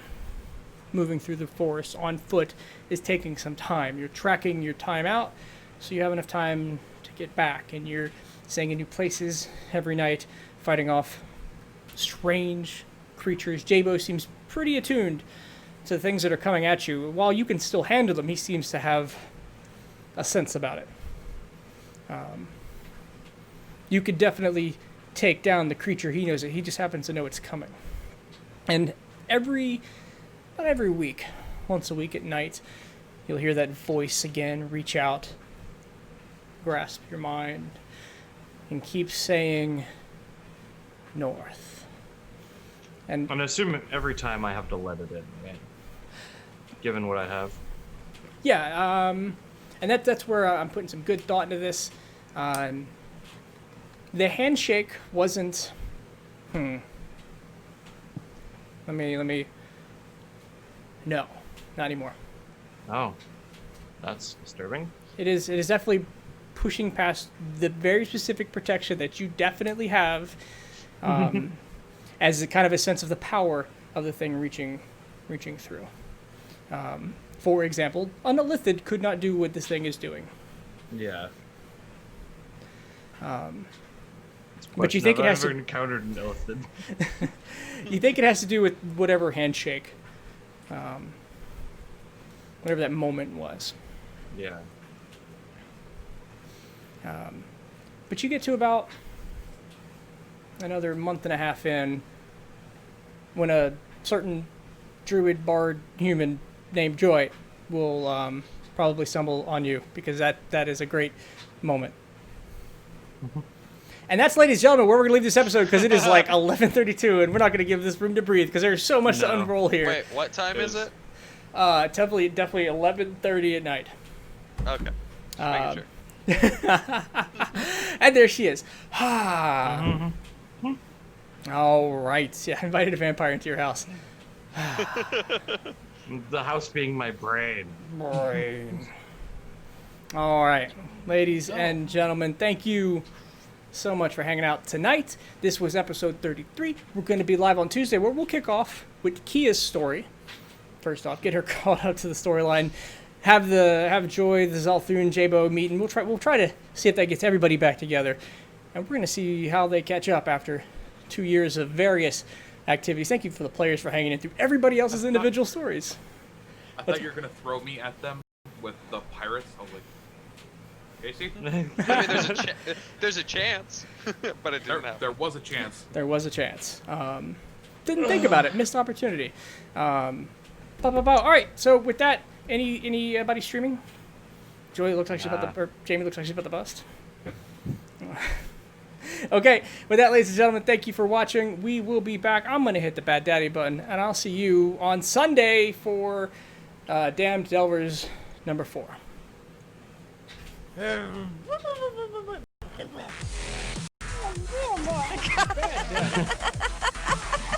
keeps kicking me in the dick. Why? Why does it keep kicking me in the dick? Bad Daddy.